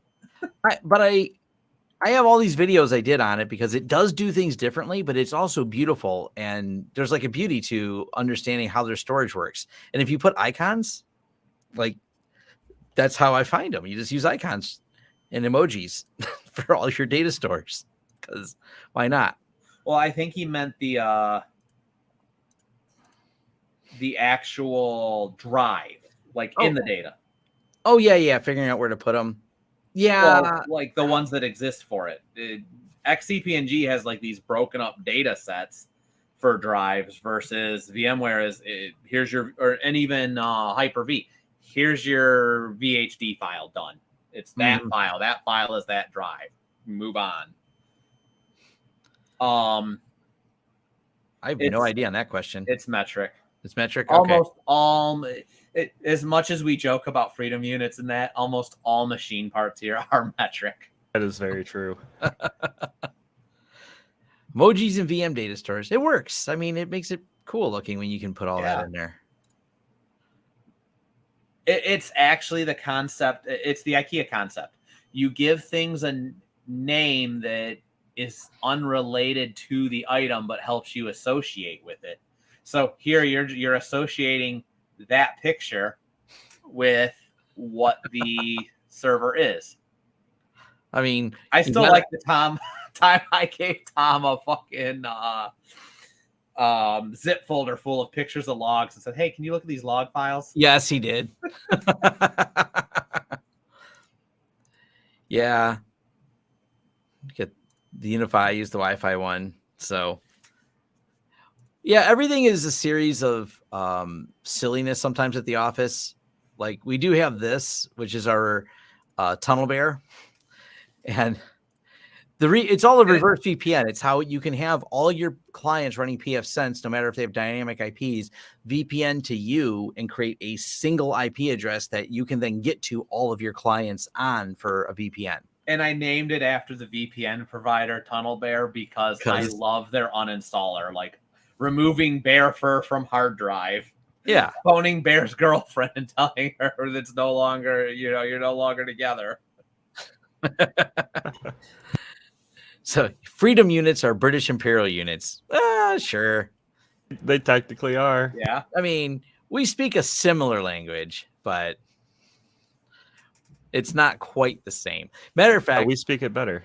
Oh, I think it's something that's like people ask what I watch on YouTube, and I do like some of the classic hardware stuff or whatever, but there's a funny guy on YouTube who does this videos called Across the Pond, and he moved from the UK to here, and he talks about all the weird things about living in the US, and it's actually interesting because he covers so many things I didn't know, and they're like very crazy little esoteric details, but they're kind of funny of the words he uses. Even when he goes out to eat, how different it is going to restaurants. And he does it in a very humorous way to present that. So you get a free tea bag with all the Imperial tools in the US. Yeah. We like coffee. Threw it in the river, though. We threw it in the river. Let's see. Is this a question? CPU make better? I like the phrasing. Is that a question or a combination of words? I think it's a combination of words. Okay. I think he's telling us what he has or he achieved. All right. I don't have context for it, but I thought I'd at least share with the class. Right.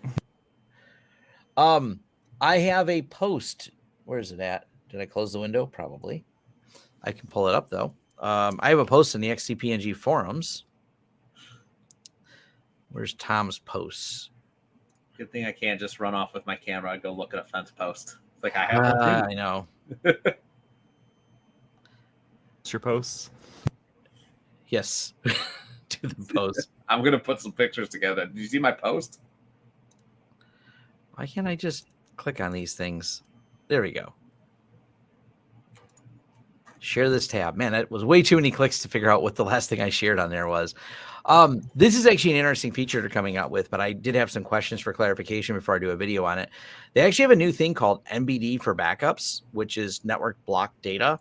It's actually a way to parallel read 16 blocks at a time of data from XO and makes it 16 parallel blocks faster, which doesn't mean double the speed or triple the speed or 16 times the speed, but it is a substantial speed gain for doing the backups. And that's a new feature they actually just added. We're going to be enabling. We have it on our lab network I set up here, but what they didn't clarify was they updated it, and where they put it is kind of strange. So let me show you where the setting is. If we go here to pool, it's right here. So I've turned it on, but I had questions about how it works. So you just choose MBD or non-MBD connection. You're only supposed to turn it on the network that you attach your Zen Orchestra to. But I'm looking forward to it because backups take some time on these. There's parallel transfer problems with the Zen API, and this kind of addresses some of those because it actually exposes the block device directly to the Zen Orchestra backup via a network instead of using the network API to call it. It actually parallelizes it. It's kind of cool.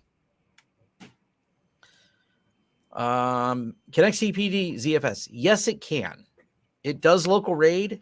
It'll do ZFS and it will do MDADM RAID, but it doesn't monitor it. There's no monitoring. So like our local storage, if we go here to storage, this is a local RAID storage, but it's just a RAID mirror.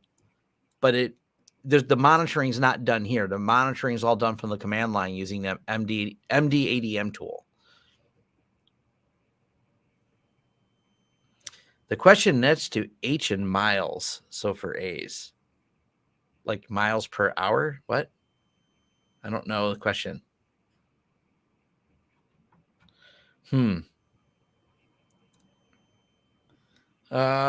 Cisco C. Oh,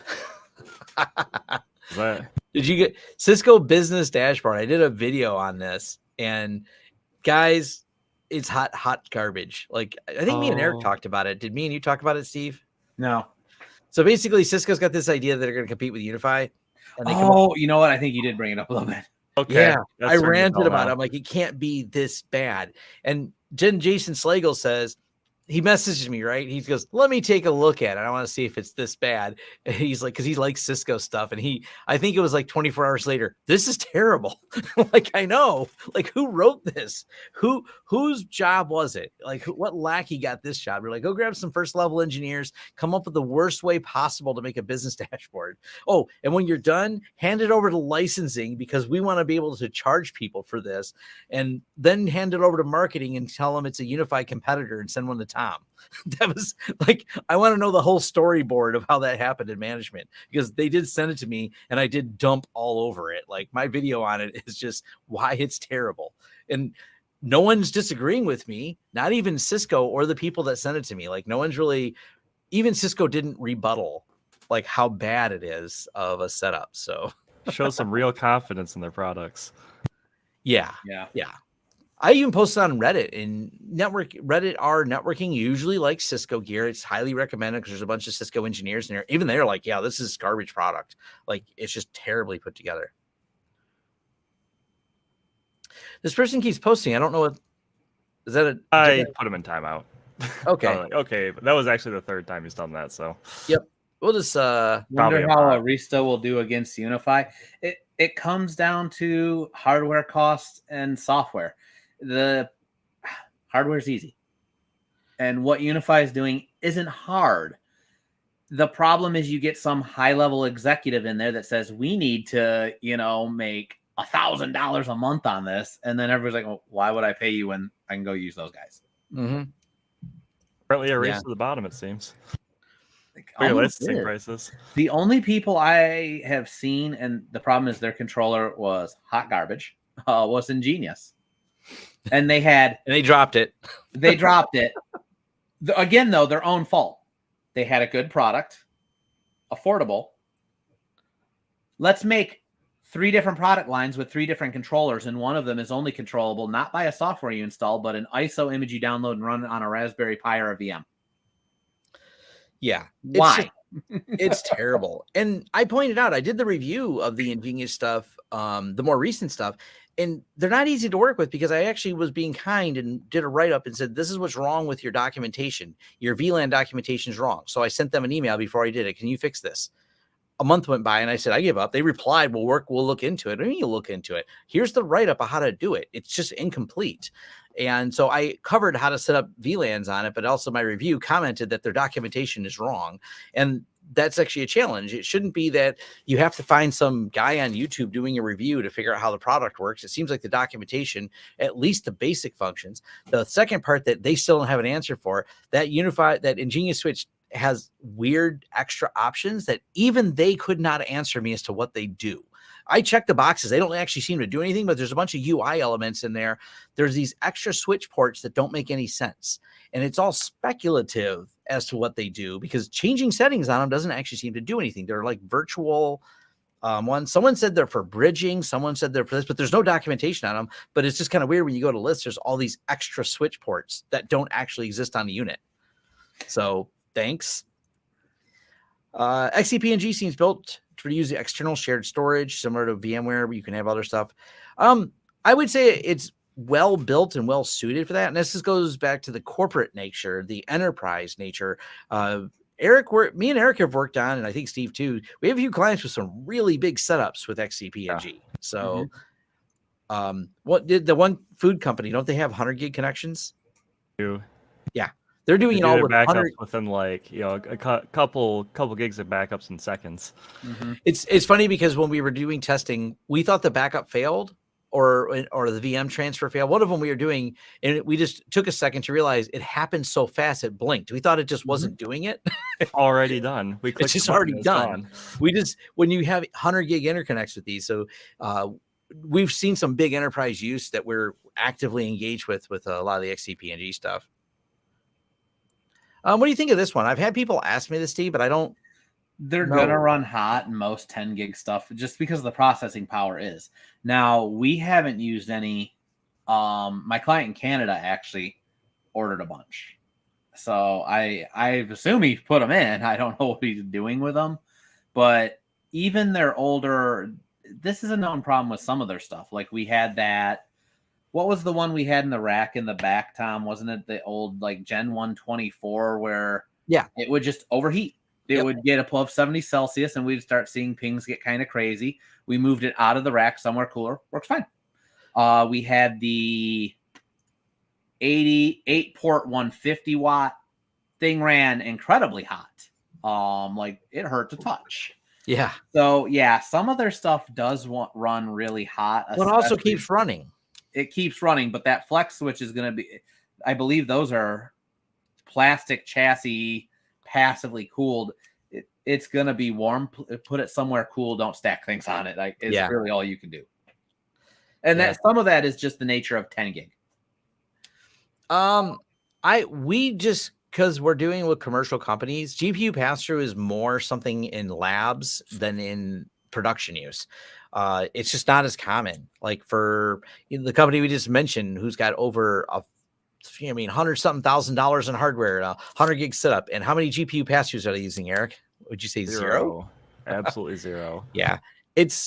So can it be done? Yes. Are they going to spend time on it? They are leaning a little bit towards enterprise. So if your goal is to have easy pass-through XCP&G, yes, it can be done, but it's not a high priority for them to make it UI elements to do it. So it's still kind of command line driven and limited amount of, you can find forum posts about it and find write-ups on how to do it, but there may be other things that are a little bit easier to do with that.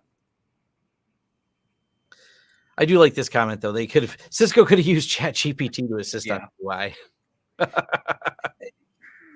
What was it? There's that Silicon Valley episode like that where everybody loves it. You gave it to a bunch of engineers who are all very technical. Did you give this to any common people? And they found out, everyone hates it. Like everybody who's not an engineer couldn't use it.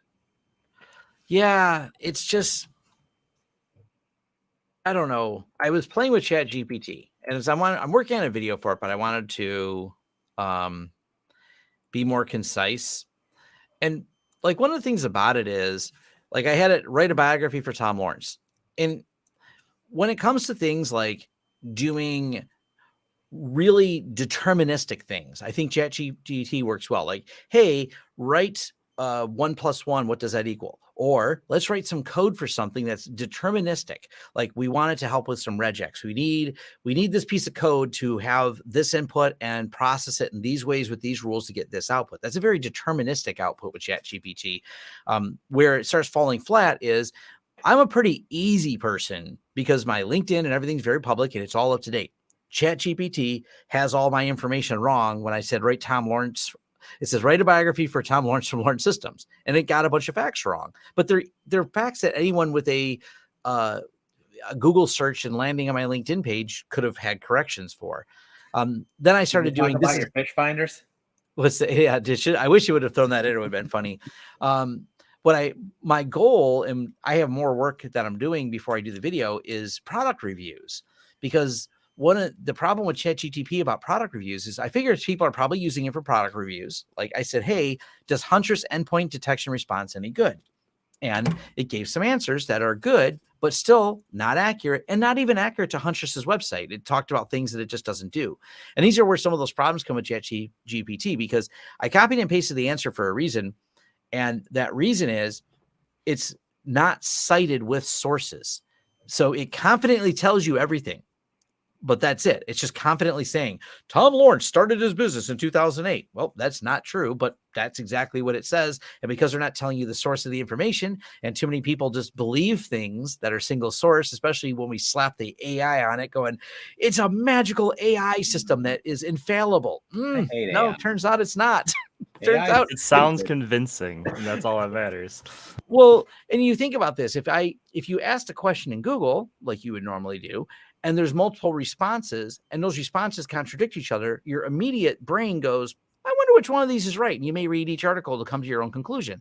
ChatGPT doesn't give you that option. So it's a really interesting, that's why I'm working on a video from that context, what it gets right, what it gets wrong, what it can and can't be used for, or what it should and should not be used for. It's a lorem ipsum generator right now. Sometimes it is. It I like that. Oh, it does a hell of a job of writing corporate BS speak. Like it does a great job on that. My favorite tweet, it says, everyone assumed ChatGPT has gained consciousness because of its ability to sound like a corporate manager, not realizing corporate managers are the ones who are unconscious. I was like, yeah, that's not the bar you tune to. It's Netbox. Netbox is really cool. I will probably use it in the future, but I'm not using it today. I think Netbox is a great project. I'll bring it up in case anyone's never seen it. It's open source. What's that? I have never seen it. Oh, we'll share it with Steve. I'm weird. Everybody else here strays out of the things they do in tech to more things in tech. I'm like, okay, once I'm doing tech stuff, I'm building something. Yep. So we're probably going to use this internally, but it'll expand to using it maybe for a few clients. But the premier network source of truth, Netbox is the leading solution for modeling and documenting modern networks. Now, what makes it kind of neat is the fact that it can tie to like our XCP-NG, and it will start listing all the different devices as we spin them up and automatically add them in here. So you'll know the IP addresses, everything else. It's also got the ability to, and it's probably easier if I found a image of it. Here we go. But one of the other things it can do is you can actually build your rack and patch panels and then click and link everything over so you can actually lay everything out. Again, it's a really neat tool. I just haven't gotten around to setting it up and configuring it, but I know what it is, what it does, and I think it's pretty cool. I want to say I appreciate these Q&A Saturdays, all the useful, interesting info comes from Adam. Thanks for sharing your IT knowledge. Awesome. Good morning. Hey, Eric is here. Worked with Aaron on a few occasions. Well, and this is the excuse I've heard with ChatGPT. It was trained on data which is a little older, so some facts are out of date. The date I started my business has not changed. And my LinkedIn has been accurate since I started my business. Well, because when I started my business prior to LinkedIn, and then when I updated LinkedIn, I put when I started my business. So it's never been, that's a static date. So for it to have static information that is easily findable about me wrong is just proving it's doing a lot of contextual searching instead of fact searching. So ChatGPT is good at writing absolute BS. Oh, we see. Okay, this is customers. So I haven't gotten back to you about scheduling. We've got a few customers in here. Like I'm right. Yeah, Eric and Steve do way more of the bookings than I do. So when names are popping up, we're like, hey, I know that guy. Hey, I work with that exactly. guy. It's more of a text writer bot. Yeah, that's true too. There's a few people who did videos on it. Maybe I'll do a video on Netbox. So the question about what do you guys have to say on Fortinet products? I don't hate them. They're not bad. Fortinet's got a lot better. Did I skip over the Fortinet question? Yeah, up to from yep. When it comes to firewalls, I'd rather work with.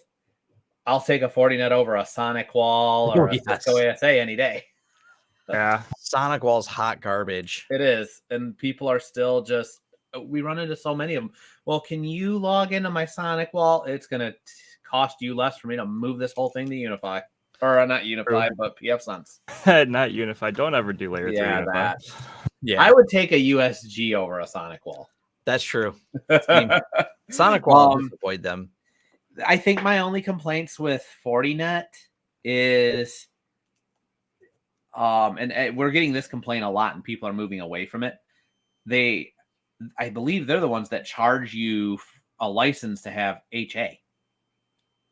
So what we're seeing is a lot of clients, why am I paying this license? Every license I pay for on my main, I have to pay for to have on my secondary, and it's costing me a fortune. But you can also easily move the licenses. So they're moving away from HA setups on their Fortinets to cold spares. Because of the licensing fees, exactly. I've noticed a lot of the licensing on Fortinet doesn't affect its ability to do a lot of basic tasks, which is nice. No. But if you do have anything licensed, my understanding is in HA, you have to license both firewalls. So people's complaint is, I am paying the same amount as my production firewall for my backup firewall, but they make moving the licenses real easy. So I've worked with a few people that this is their game plan. They're moving the Fortinet to a cold spare to eliminate the licensing. And then they'll just like, if it dies, I'm going to take the backup, put it over there and move my licensing and put it in place. Yeah. Makes it a bit of a harder sell too. Mm-hmm. I didn't really have an easy answer for this. I mean, Zabbix, who do you find devices templates? I mean, some things aren't supported in Zabbix. That's just a challenge you're going to run into. You sometimes either have to write your own, rely on the community. If you find a box that you want, you're like, hey, I can't get this. The other side too, if it's depending on what it's relying on, it is like I see you mention walk. Are you talking about like SNMP walk, trying to do it that way? You may not get information out of some of those. So it is what it is. It's one of those things. It either has the information you want, or you're not going to be able to do anything with it. Hey, look, Sonic Wall's garbage. Yes, it is. I do have a question. Why do companies use their own mail servers? Because Question. I don't know either. My father did it, and his father before him, and his father before him. That's really it. Cheap is also the answer. I don't even know that it's cheap anymore because of the maintenance costs and all that. Oh, no, they're not maintaining them. That's for sure. That's why we see so nobody wants to pay for a migration to O365 or Google Workspace. Yeah, it's so most commonly when we see it, it's because they had one from the late 90s, early 2000s. It's a larger company. They have all this data. They don't want to pay a company to do all the migration because most we do, as well as most other companies, they charge per mailbox. We had one client who, for him to get off of Exchange, the company that had originally been maintaining the Exchange didn't want to maintain it anymore and gave him a killer deal on the migration because they wanted them off. They're like, we'll take the hit on this to not have to deal with your Exchange server. I love how that conversation started with him. He started with, I think this company charged me a ridiculous amount for the migration, sends us the price. We're like, that's half what we charge. Yeah. Yeah. Like, we're going to double that. Cause he's like, can you get me a quote? I go, send me the one they sent you. I look at it. Oh yeah, go with them. Have them do it. Like, we're gonna charge you double. They are giving you a deal because they want you off this thing. Yeah. There's not a reason no one should be running Exchange at all. So no, and our bigger thing is we're seeing less and less people running on-prem Exchange, but we're still seeing a lot of people who use like webmail from their web host provider, and it's the same thing. It's because, well, when we set up the site in the early 2000s, that's what they did. And yeah. Rackspace, I bet they'll wish they didn't host Exchange. They migrated the customer to M365. It's too funny. Yeah. So yeah, the debacle there was great because first they get hacked. A bunch of shells and everything else. It's a big disaster. I like their answer to the problem though. They're like, when's it coming back? They're like, it's not. And they're like, what's the solution? We have an offer code for Office 365. It gets you a discount. What about our mail? It's encrypted. When are you going to recover it? Not part of our terms and condition. Turns out you were supposed to back it up, not us. We just did the hosting. They actually threw their hands up in the air and just said, we're done. And that was like their answer. When it got encrypted, what are you going to do? I don't know. Just format all these and we'll use them for something else. Like they just got out. They just noped it away right out of the Exchange market, I think. I'm pretty sure it's not even a service they offer now. I'm now going to look. So, I hate the GoDaddy hosted. Oh, I know. So the reason that was the worst. The reason I love Google so much more than Microsoft is when it comes to mail. For example, let's say I resell you Google and you don't want to do business with me. And now I'm not being responsive, but you bought it through a partner. So you contact Google. Hey, I bought, this through this partner and he's not being responsive. Google sends a message and the partner has 3 days to respond. Otherwise, Google just takes your account from the partner and gives it directly to you. And we had to do that with a client who their reseller just decided, oh, we're not going to actually do the transfer and all that. We're going to lose money. Hey, they're refusing to do it. And Google's like, oh, fine, then we're going to take it and we're going to review their partnership details.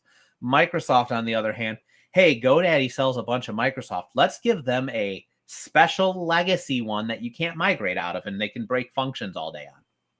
You want two-factor? Yeah, no, GoDaddy doesn't have to support that. We gave them special permissions.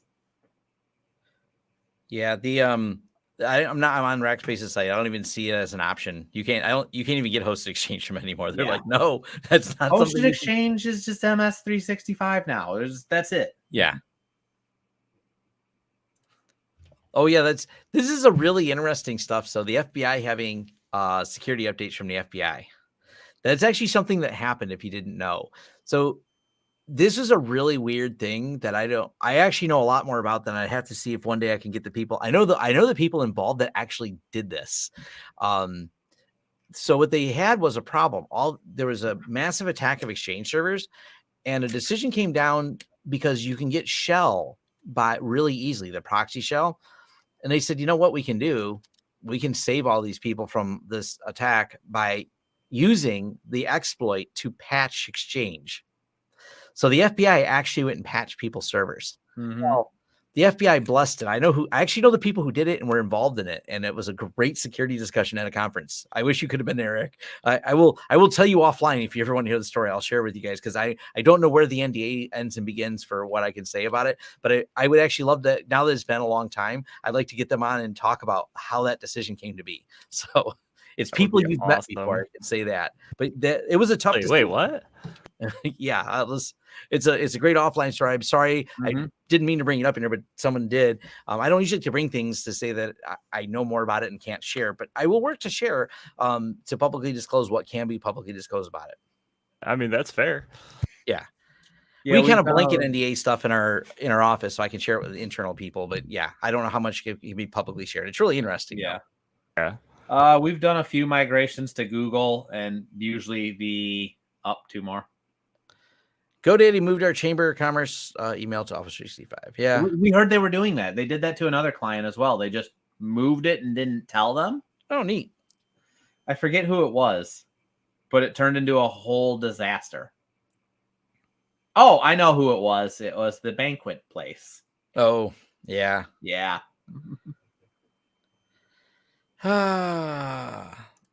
Option for on-prem SNMP monitoring, no internet connection. I have no idea. I mean, Zabbix, like they're saying there, so that's probably the best one there. Like for us, how we do this internally is we're going to use our Ninja One RMM to do things like that. So, but home user wise, Zabbix is a good solution. What's a good motherboard for a Ryzen 9 5900X desktop build? What are you doing with it? Yeah, that's the bigger question there. If you're doing home lab server stuff and you want IPMI, ASRock is the only one to do that.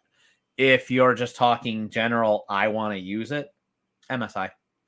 Yeah. In order of motherboard manufacturers that I will take top to bottom, MSI, Gigabyte, Asus. Thanks. Yep. This is very true. So years ago, I was able to dig some OSINT information out. So I assume the lack of PF-Sense case studies is due to NDAs. When we're working with the company, you got extra discount from Rocky. If we allowed the case study, well, what happens is, and I actually pointed out in an old video I have about the enterprise use of open source, and it's changed a lot since I did that video where companies are even tighter about it, probably because people like me using OSINT. You could find that Visa MasterCard was hiring for PF-Sense engineers. And that's because they use PF-Sense in the data centers for Visa MasterCard. So yes, it's extremely used, but these companies don't publicly disclose what infrastructure they're using. Now that's actually gotten worse. My friend works for a Fortune 100 company, or does he? He's not allowed to post on LinkedIn. He's not allowed to post on anywhere where he works. And even if he did post where he work, the name of the company on his payroll where he, so to speak, works is different than the company he works for. So the publicly traded name of the company is not the same as the people who pay him, but they do that to add a layer of like freaking confusion to that. Obscurity. So yeah, it's like, it is a lot of obscurity. So you can't try to sort out who works at a certain company because he works specifically in their IT security. Oh, let's see. Told us ahead of time I didn't have time to deal with them. Moving on my own soon. Oh, yeah. Just move, yeah. MSI fans in the office. Mm-hmm. Yeah. Yeah, I go MSI for motherboards and video cards. Video cards, oddly, they just have the best fan design. They're quiet. I can't remember which one I recently bought. I bought mine because it was on sale, and it had which video card do I have now? I gotta look. Didn't you get like a 3060 or something? I don't remember who made it. Oh, it's in the other room, so you didn't care. That's also in the other room, and I don't care. That's absolutely fact. Yeah, I did get a 3060, but I don't know which model it is. It just says GeForce 3060. It doesn't tell me the model number. Yeah, it's not going to. Yeah, MSI for video cards. If I had to go second on video cards, probably Asus.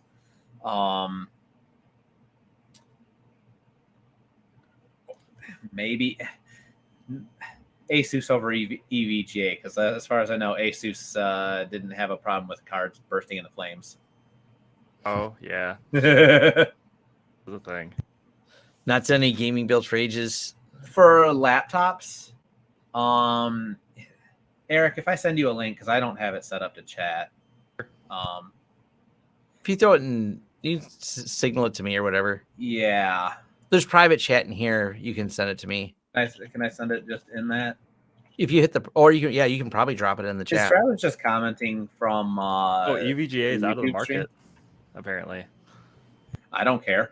Their cards got burst. Oh, but this is kind of funny to me. Oh, yeah, EGVA died. I forget why. They were like maybe 10-ish years ago, maybe a little bit longer. But yeah, now, rip EVGA. So, as far as laptops go, I'll throw it in private chat, and it's just an Amazon link. Acer makes these really nice Nitro 5 series laptops that are incredibly powerful and have GPUs built in. I could have shared the screen. I didn't think of that one, but either way, yeah, I'm shortening the link too. I know. Acer makes these. As far as laptops go, Acer has kind of been my go-to. Usually, with the exception of any laptop that's designed ultra thin, usually when an Acer dies, it was the user. It's like they just abused the hell out of it. They installed Java. Yeah. Most of the Acers we would see came in dead were just beat. Yeah. But as far as laptop quality, I actually just gave my old Gateway that was made by Acer after Acer bought Gateway, and I had this thing since I bought it as an open box from Micro Center. I've had it like 10 years roughly or something, and I just put an SSD in it and gave it to my friend so she would have something to browse on at her tattoo shop.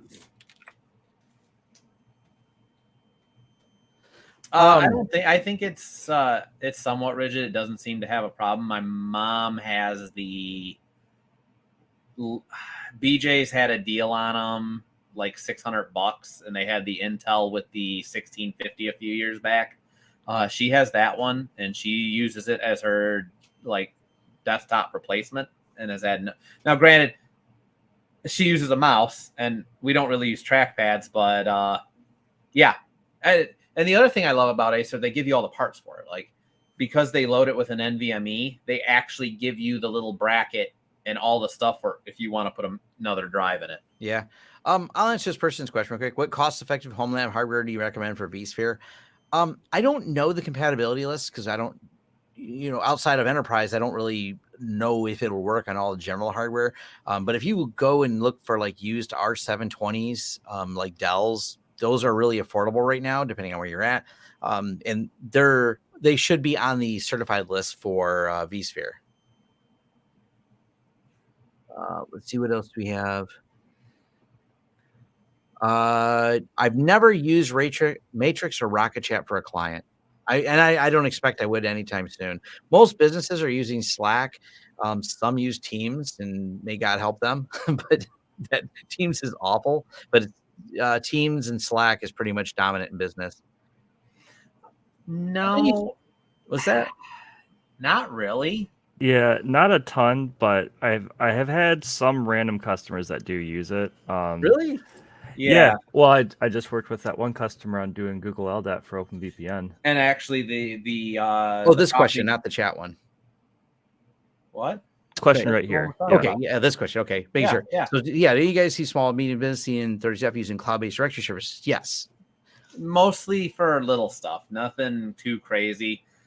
Me and Eric worked with one. They wanted it for VPN logins. I had another client that they did the same thing, but they broke theirs first by The company in accidentally Chicago? tying the PF Sense to the LDAP login, but then it failed the LDAP connection. And then you can't authenticate again because they couldn't authenticate and log into their firewall to fix it now. So he had to go in, command line in, restore a backup to before. And it's two business partners, and the one said, don't do it. The second one said, no, this sounds like a great idea. And then the first one was livid when it broke.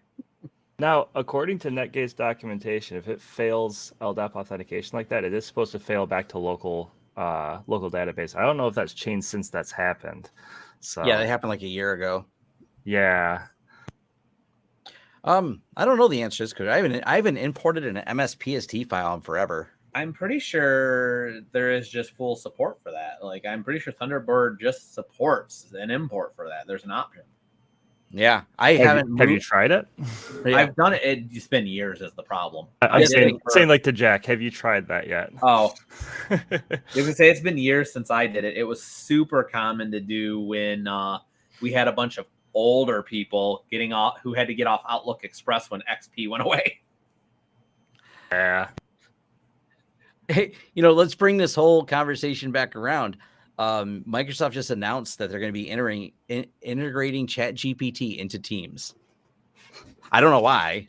I guess so you can just I guess so you can have all the corporate managers doing corporate BS speak talking to ChatGPT that's also doing corporate BS speak. Someone posted in Reddit the other day a good post about how it's great for writing long form HR, how they want like a performance review that's full of words. They said, yeah, I just put into my bullet points and ChatGPT wrote the whole performance review for me of all my staff that made HR happy.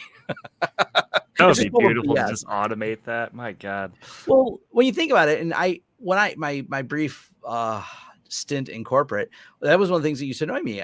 They did not like brief bullet points. HR's like, this has to have more words. And I'm like, I wish ChatGPT, because I could just, all you do is you take something that could have been 3 bullet points and turn it into 3 paragraphs. And then corporate people go, oh, this looks good. It's a heavy piece of paper with lots of ink on it now. So it's so dumb because that kind of defeats the purpose of bullet points. You want to keep it brief and simple. So they're just kind of making BS work, apparently. Yep. I don't know if we should answer this question. We need. Am I bad to work for, Eric? Not at all. Okay. Probably one of the most I don't know, forward-thinking bosses that I've worked for. I try to be. Thunderbird just auto picks it up. Neat. Yeah, I was gonna say I'm pretty sure it just understands BSDs. They spent a whole lot of money on ChatGPT. Makes sense. Yeah. What Intel CPU is good for? Hold on. So go Intel. AdRock Rack makes a few boards with Ryzen support, so you can get a Ryzen. That's actually what we're using. So if you go to Tom's video on that, you'll see the board we're using. But as far as what Intel, if you want to go the Intel route, just go to CPU benchmark, and we're using, I think, the 5900X, and you just find something comparable. Just look at the benchmarks for it and pick out one that fits the board you're looking at. Yeah. Honestly, though, Ryzen's way better to go for that. And that is cooler running, less power. It's also the single thread performance and the way it's optimized in Zen. This is right from Oliver. He was in my live stream on Thursday, and he was just singing the praises. Like, they've moved more of their development all over to Ryzen because it's just so much faster. Yep. There's a known Teams desktop with certain Bluetooth headsets where there'll be a constant beep every 5 seconds. That's awful. I hate that. Yeah. I'm actually kind of amazed the way Microsoft's done a lot of this, that Teams isn't just the Teams desktop app isn't just a web wrapper. It is. That's why it's such a resource hog. They're running it all in what do you call that? Electron. This is actually why there's been a few more vulnerabilities in it, and it's because the way Electron works is Electron is a compatibility layer. A lot of things use it, but it's also kind of scary because they basically take like a web engine, and I believe it's all based on the Chromium. They take Chromium and they wrap it in there, and then they take things that can just be opened up as a website. In Slack, for example, this is what makes the Slack app or the Teams app cross-compatible. You can do this on Mac, Windows, and Linux. It's really easy. The downside is we know there's updates to Chromium when we see our Google Chrome browsers or whatever need an update because of security problems. That doesn't necessarily mean they're going to update the Electron wrapper because they're like, well, we don't have a new product version of Teams, so why would we update it? But there's a bunch of flaws that can be exploited. Yeah, but we're not probably using those things. And then Pwn to Own comes along and proves that those things can be executed inside of your Teams session, and that's where the flaws keep coming up in it. It's also not necessarily very optimized, so that's why it also becomes a big resource hog. So it's a mess. Yeah, that's why I said Teams is a wrapper. Yep. Not the kind of wrapper you want. I don't know a single application anymore that isn't web wrapped. Yeah, it's actually, well, it's one of those things, and this is what's going to make us more platform agnostic to get rid of Windows, is because like Eric runs Linux primarily, and so do I, and we get our job done because the tools we need all work either cross-platform or work through some type of web wrapper using an Electron app or just a web-based app in general. So it works really well. Considering upgrading a 5 gig fiber, would that mean I'd have to upgrade my SG4100 to an SG6100? Yep. Radal, you're not poor. I know you. I seen you just did a video on your budget, or is that the video that got you in trouble? He did how much his home lab is worth right now. Just if you're gonna get a 5 gig connection, you're gonna have to pay the piper. Mm-hmm. 6100, yeah, because you need something with a 10 gig connection. You're either gonna go 6100 or build it yourself. But I mean, I feel terrible that you have a 5 gig connection. Another tidbit is you might want to look at getting Netgate's transceiver for that, because the compatibility on transceivers with Netgate devices have been kind of weird. Oh, so, yeah. Make sure you get one. They have it on their site. Yeah. I don't think it's expensive to buy the transceiver from them. No. It's like $49. Yeah. And it says Netgate right on it. Now, I haven't tested it yet, but I'm pretty sure it's just a regular 10G tech. So I don't care. It says Netgate on it. They branded it even. Well, no, exactly that. But I'm pretty sure it's just a 10G tech that you could get that same one from Amazon for like $20. So just throwing it out there. Yeah. But he wants to try it, let us know. Do you think Google, LDAP, or other choices could be used MSP style to offer directory services to one? I don't really. I don't get that use case. No, actually, Google does. I don't know if they're continuing it. Google had, and I did some testing with it a while back. They had that integration that you could tie your entire Windows login to their directory services. It actually worked really well. Our only complaint with it was the remote wipe of the computer. There were options in there that you could remote wipe the computer, but it could be stopped at certain times and it would break the whole function. So if you had a user who, for example, went rogue and you changed their password and then told it wipe the computer, it would try to wipe the computer next time it was on. But if they were never online, it never updated the password, so their old password would still work. So that as long as they didn't put it online, they could circumvent the process. But as far as managing login and that, it worked quite well.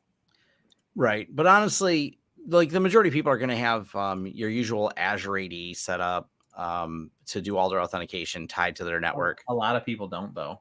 Not everybody does, but like for a small office, you're kind of weighing Azure versus Google. If you're already in that I'm still calling it G Suite. I don't care what they keep changing. Yeah, whatever they're calling it this week, it's still G Suite. If you're already in that G Suite market for your email, and then you wanted to just transition to also having that be their computer login, yeah, Google did have a thing for that, and it worked quite well.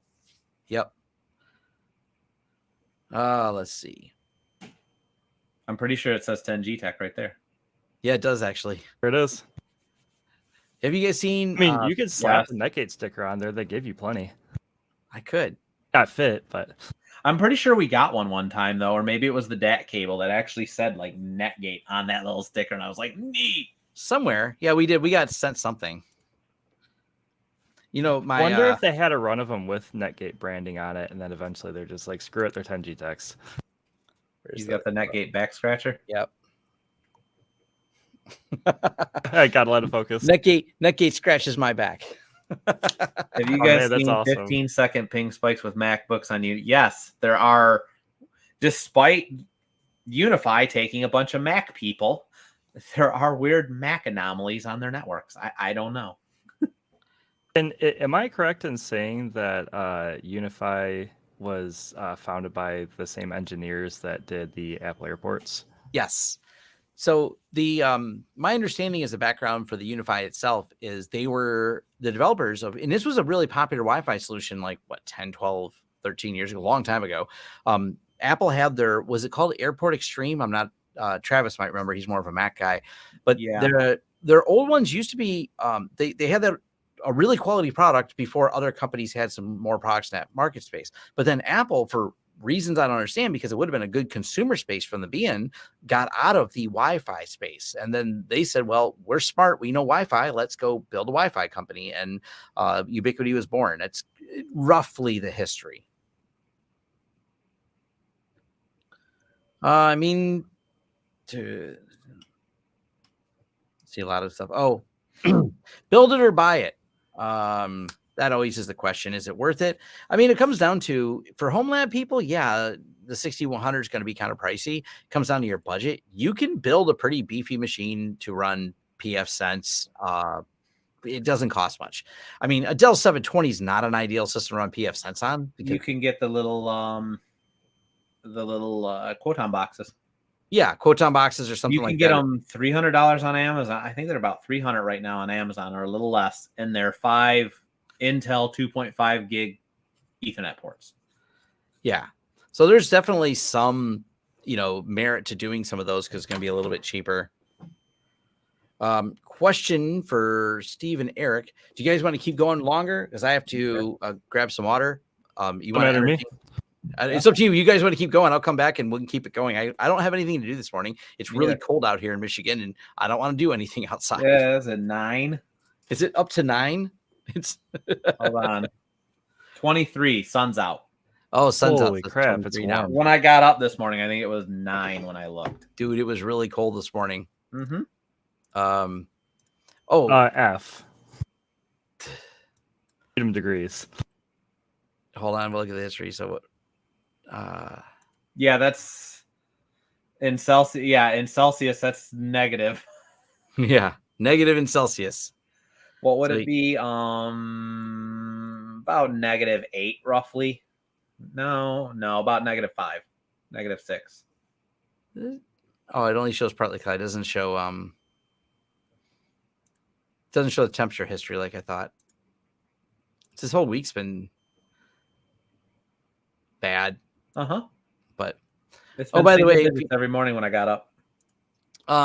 This is a known issue. I just updated last night and they broke my Synology. Oh no. They're supposed to fix it. It's a known issue. So there's a GitHub report. I'm still waiting for them to. I gotta update mine. I'm waiting for them to add group time or group sliders still for the lights. I'm hoping they add it. Oh, this is an easy one to answer. How much of your work is actually done on a job site? Extremely small amounts of it. Quite a bit of mine. Well, yeah, it depends what the job is. I'm the one who still ends up having to do all the on-sites. Steve does more of the on-sites. But when it comes like the consulting work we're doing, we're not really on-site that much. Most of that's remote because our people, I mean, we do travel to sites as needed, but like our general consulting is a lot of we work with a lot of other IT people. So usually they're the boots on the ground that are plugging things in, and we're the ones just telling them how to configure it. Yeah, typically. Yep. Oh man, -25°C. Yeah, that's really cold. I can't speak for that.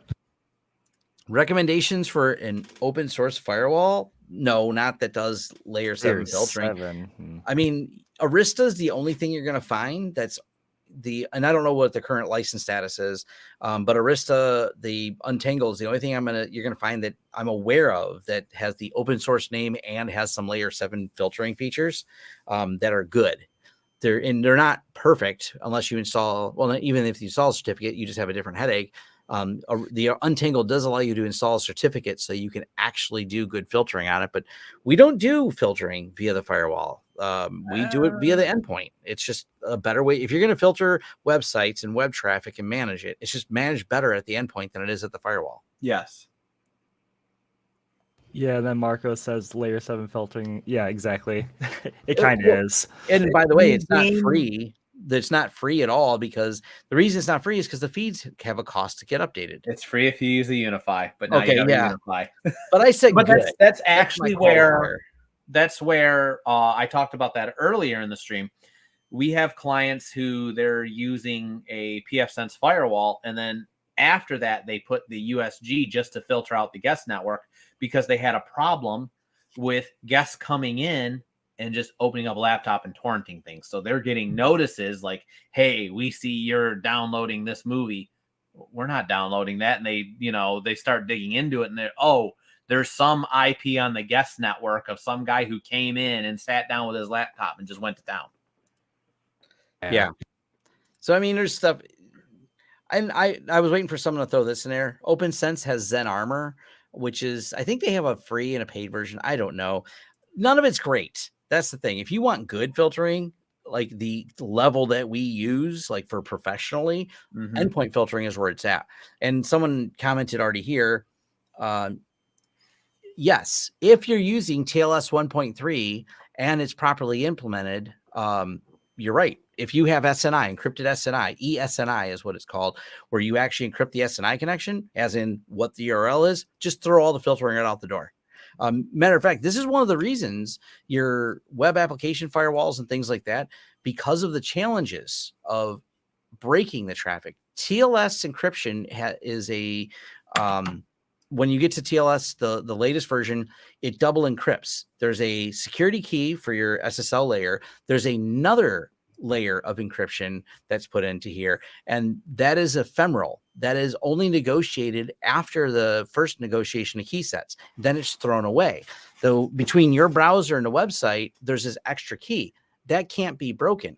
This is the stupid part, and the way it works, if you have a proxy in between to do the filtering, it terminates the connection, unwraps it, does the filtering, rewraps it, and sends it back. It's complicated. It's intensive. It can be done. I can't remember the name of the company. There's some expensive commercial companies that do it. I don't know too many firewalls. It's usually like a proxy setup to be able to break and do it.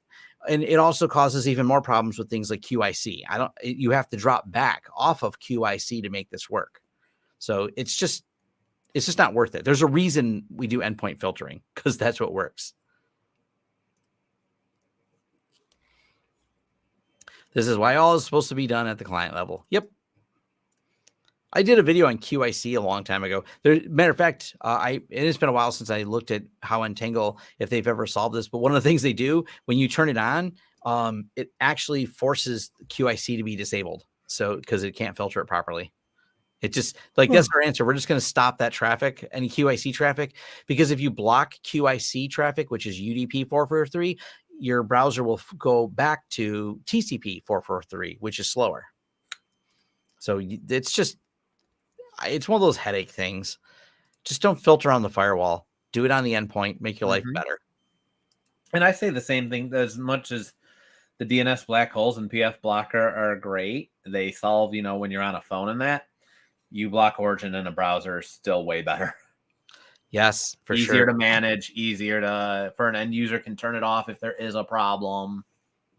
Easier to test, stuff like that. Yep. All right, I'll let you guys. I'm going to run upstairs real quick to get a drink, and I'll be right back. Keep an eye on the questions or do whatever. Tom's going away. Tom's gone. Let's talk about video games.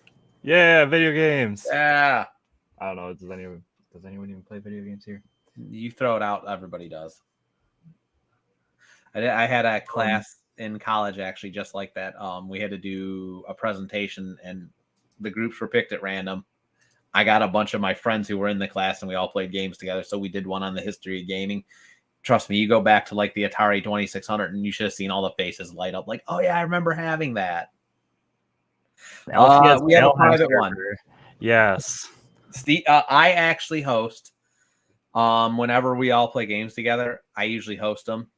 And yeah, we have Valheim, Minecraft, Ark,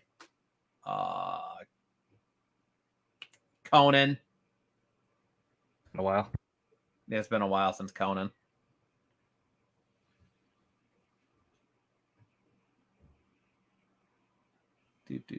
Is Palo Alto still a thing?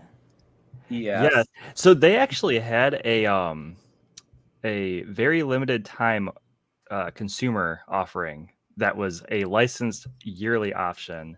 And the one customer I know that had it, they got a notice, I think, in December saying, we are shutting down this service and feel free to recycle your device, sort of deal.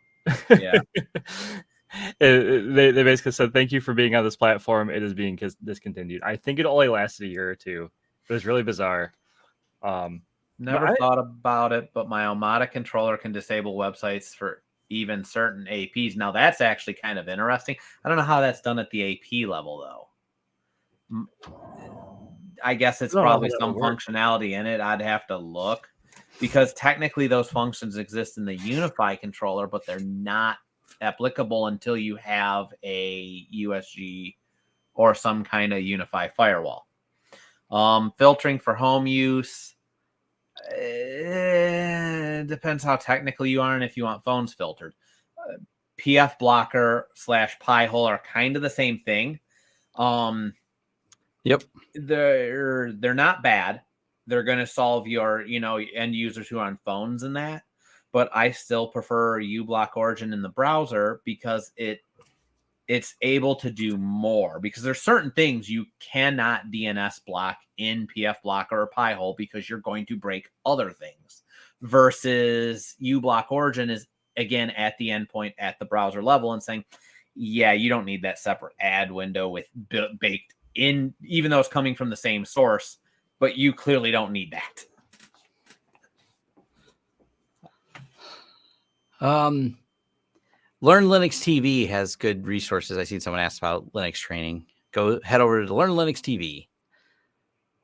I think they do have some decent network training on there too. I know a lot of people have asked us about, level 1 networking stuff. Like, where do you learn that? And I'm like, well, college, but where can you go online to get something like that? See, I like look there too. I like Raid Owl. My senior project was detecting cheating in Quake. When I played Quake, I was for our league. Me and my friend Jake were a couple of people who would have to watch like the replays and just, we would always be spectators in the matches. Like, hold on, and some of it was obvious. Some of it was. I think the most obvious one was like, that guy was trash last week. How is he suddenly? And we were watching him also snap on to teammates. We're like, okay, buddy, you got to go. Yeah. Let's see. Hey to Harrison. Oh, might want to add some grease to those rollers. You talk. Oh, for the door when you heard it wheel open. Really? It was not that loud. It's a heavy door. It is a heavy door. Yeah, they're mistaking. That is pretty brand new. Like, that is as good as it's gonna get. And it's got like roller bearings and stuff. Yeah, no, it's that's not a roller issue. That is the weight of the door. That is a very heavy door. It is. Yes, that door's got some girth.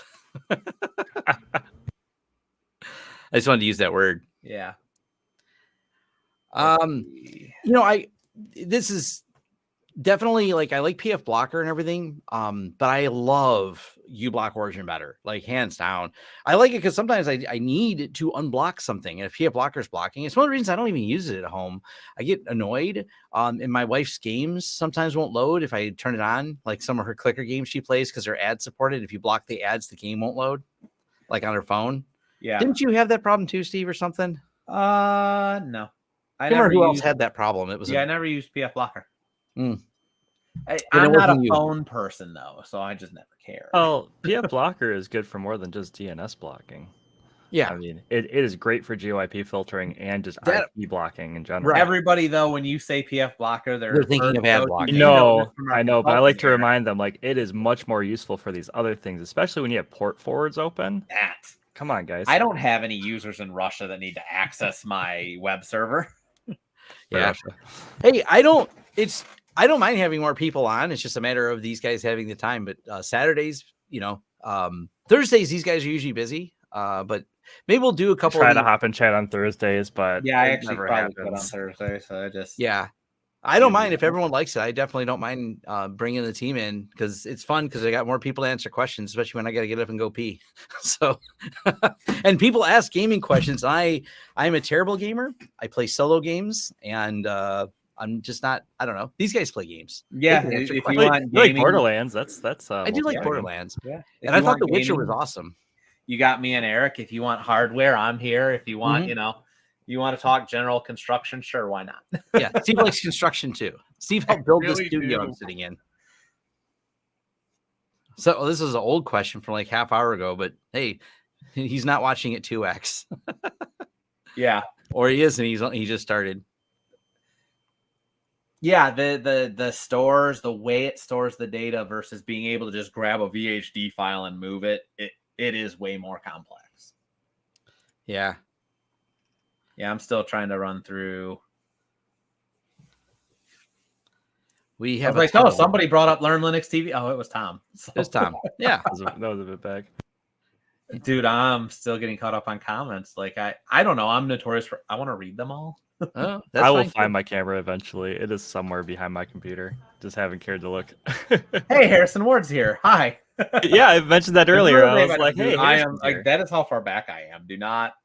Okay. I need to get it set up now because I noticed Travis is commenting. Is he just commenting on the YouTube side of this? Yeah. Okay. Because I could just I also have it at live chat, so I can catch anything that comes through. Because the all chat's weird. I think Travis doesn't like actually. I mean, because he could do. Travis could join. I can let him join. He doesn't have to use a camera to join, but I don't think he wants to talk. So Fair. we can keep getting the team bigger on here.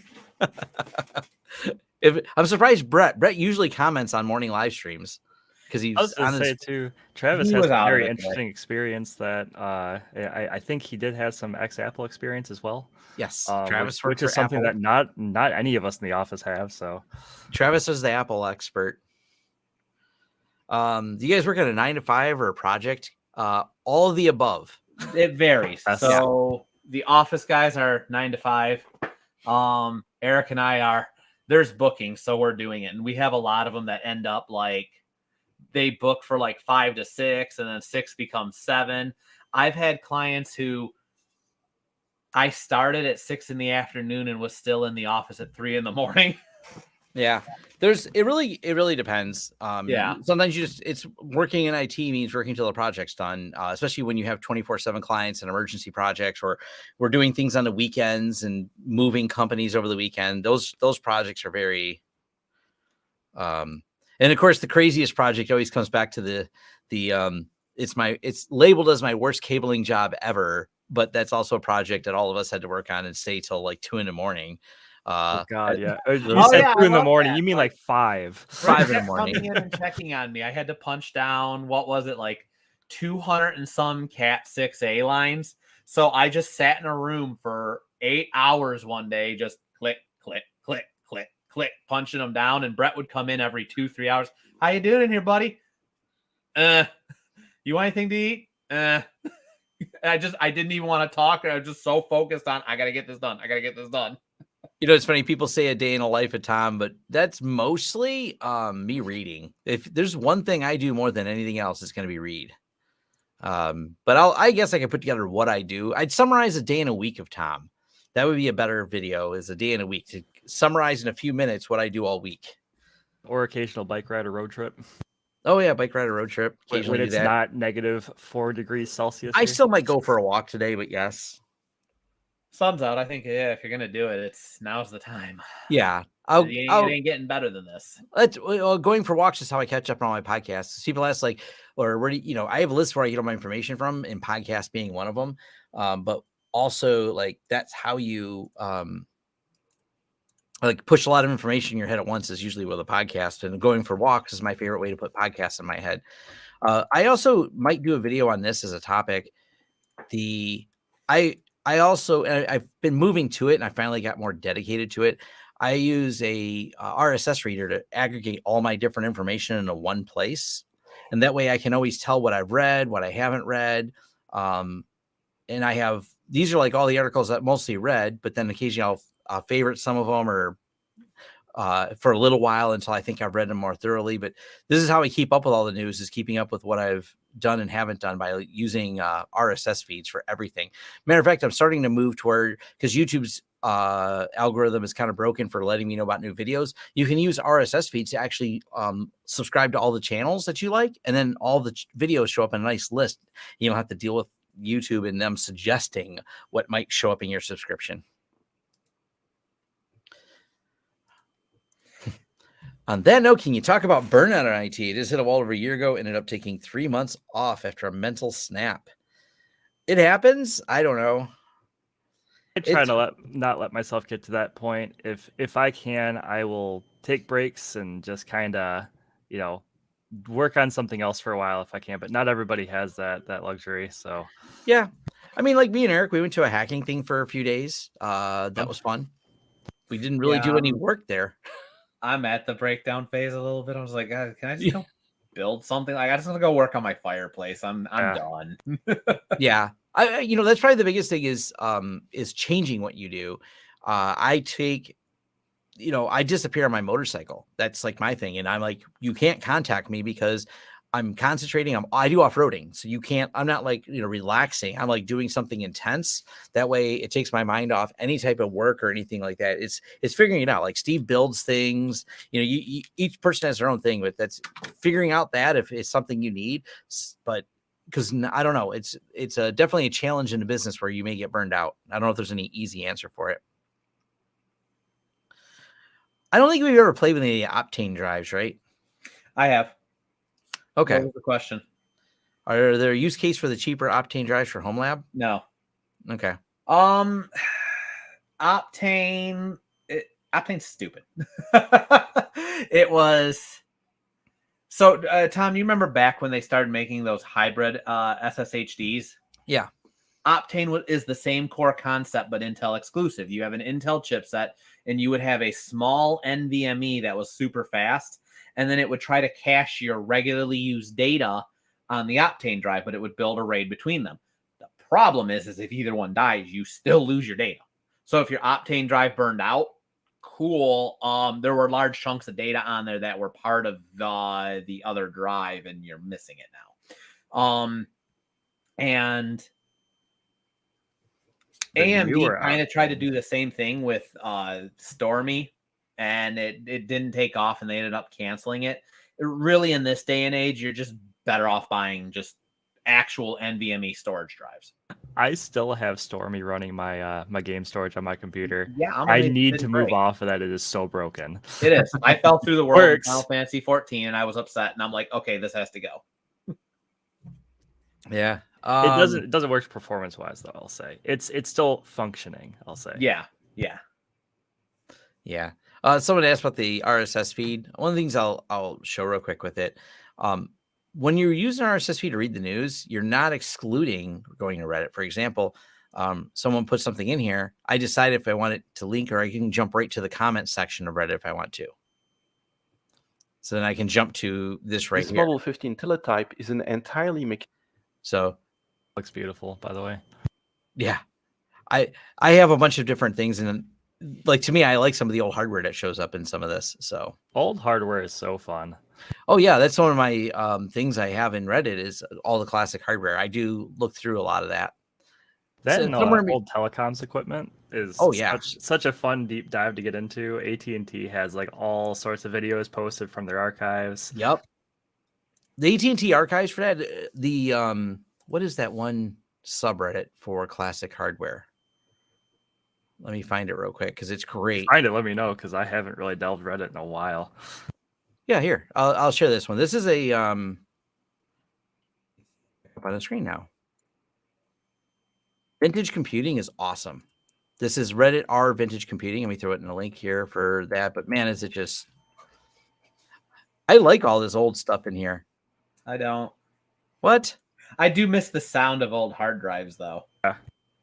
I don't know. I don't think the mic is picking it up, but I have the 2 HDST drives in my NVR up there, and I can just hear them banging away from time to time, and it's kind of... I forgot, like, oh yeah, hard drives were really loud. Yeah, all the classic computers. It's funny that this is classic now. Yeah, I All this follow. I stuff. Go think, back up. What? I don't know why haven't you built Oh this? my god, Because I don't want to. that's wild. That is. Which one did you want to go up to? One more, I think. Yeah, down one. Didn't we have we had people who running servers on all those old compacts. Yep. Oh, Piles of them. God. yeah. There's the classic hardware is just kind of fun to go through. I always resort it by top. The cup holder / cigarette lighter. I thought this God. was cool looking. I want to say I think LGR did a review of one of those on his Yeah, channel. I'm the It one was who sent you that link, hilarious. Eric. Yes, Mhm. I follow LGR. I think 8-bit It guy. was hilarious. It's a few channels that do that. It's great. Yeah. Those are some of the channels I subscribe to on YouTube. Is those? That's a big ass CD. Pioneer in the early days of those. Side Oh my A, God, side side B. A. Oh my god. I had these 6.0. I still have these. I got boxes and boxes of those. All the people that are still using all this stuff. I think there's the classic gaming ones, Steve. That might be more for you. What? There's classic gaming subreddits too. Yeah, That's why a lot of people put these together is for I'm those old DOS frustrated. games. Because I didn't play a lot of DOS games because I didn't get in. I'm not quite that old. I'm the oldest one here, so Well, and we didn't get a computer until we had one of those AV switches. we did. We have the Ethernet one. It's at a client. Yeah. Yep. No, I didn't get into like PCs and playing a game on a PC until I was like 9 or 10 because we had the Nintendo. So I had the Nintendo at the age of 1 and was over here playing. So it's always like really fun. I would go to my friend's house and he'd be like, "Hey, do you want?" He bought the original Mario for the Wii, and this was years ago. And so he would be player 1 because it's his house. He'd play through the first couple worlds, die, and then he would just get up and go make dinner because he knew I would be on like world 6 or 7 by the time it's his turn again. I'm like, dude, I've been doing this since I was 2. This is Yeah. Morning time. Wow. So you got all kinds of people in here. Yeah. I'm looking because it's a different group of people than there. Any Porsche machines? Oh, car. No, I don't do Porsche. I was like, what LTI? Oh, launch systems. No, I have a Tesla, but I'm not. I used to be a car guy when I was younger. I'm not as much a car person anymore. I got a Kia. Yeah, I got a Jeep. Kia. Like we got point A to point. Like my Tesla, I thought was kind of cool. I wanted one. The novelty of it's still there to an extent. I like it, but yeah, I like practical. To be me, honest, it's mostly. I am definitely a car guy for sure, but I like practical. It's kind of I'm a not a point car A to guy. point B machine. I only have the Jeep because my ma gave it to me because I wouldn't. My car broke, and I wouldn't let her buy. She literally wanted to buy the same thing, but like 2 model years newer. I'm like, that's dumb. Why wouldn't you buy something different? So the minute mine broke, she's like, I already picked mine out. You can take this thing. I'm like, whatever. Mm-hmm. And Travis likes trucks because they're practical. Yes. I have a truck too because it's practical. Did you hear about CDs coming back? No, they're not. Yeah, they're not. No. To me, Why would they be? I can't see love it. that we've come full circle. Cartridges are too expensive and don't store enough. CDs are the future. Hey, here's an SSD for cheap that stores way more than a CD. Don't the Hellcats push what 800, 900 horsepower on the Yeah. low setting? Because there was, I remember there being 3 settings. There's like the normal 300, and then there's like the 500 medium setting, and then the last one was just like go nuts. Well, and then let's make this even funnier is when your friend buys a Hellcat, spends more than you spend your Tesla, and you beat him off the line. He says, okay. Yeah, I remember that. Yep. He was not thrilled. He spent more money on it and whatever. I mean, don't get me wrong, the Hellcats are pretty cool. But yeah, I don't know. And I like practical. Yep. I was looking, I thought I had a picture of his Hellcat. Oh well. I know I went really, really fast in it. Oh, it's funny because I have here. Someone's gonna laugh when they see this. Share this tab. Can you tell one of my tech friends might own this? Cyber.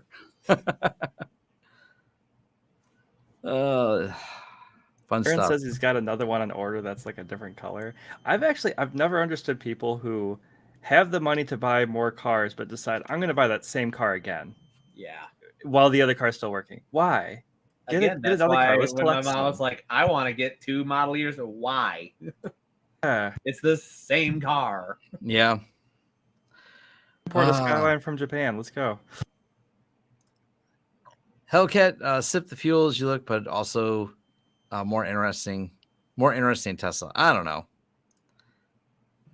Electric vehicles like Tesla torque compared to gas vehicle. Hellcats are heavy, so surprised. Yeah, electric's gonna be faster. You got all that instant torque. We're coming up on a 3-hour mark, so let us know the last few questions. We'll end this in 10 more minutes. So I see because once we start wandering off topic, I know that the viewership starts going down too. Plus 3 hours is quite a while. We watched a race last night between the Lucid and the Hellcat. No comparison. Yeah. Hellcats lack grip. You could get different tires for that. Get some sticky tires, man. Yeah, man. Guide on using VPS for VPN as public IP for my home network or that is behind CGNAT. I guess what you're trying to do, I recommend Cloudflare tunnels. It's like the easiest solution for that problem. If you want to host some application and you want an easy way to do it, I have a video on Cloudflare tunnels. Hands down. You just posted that too. Yeah, it's a great tutorial. It even adds DDoS protection, all kinds of fun stuff. Because anything outside of that, and me and Jay covered this in the Home Lab show.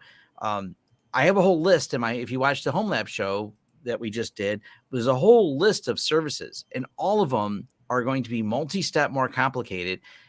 The setup from start to finish is like 10 minutes, provided you have your domain in Cloudflare to get a Cloudflare tunnel going.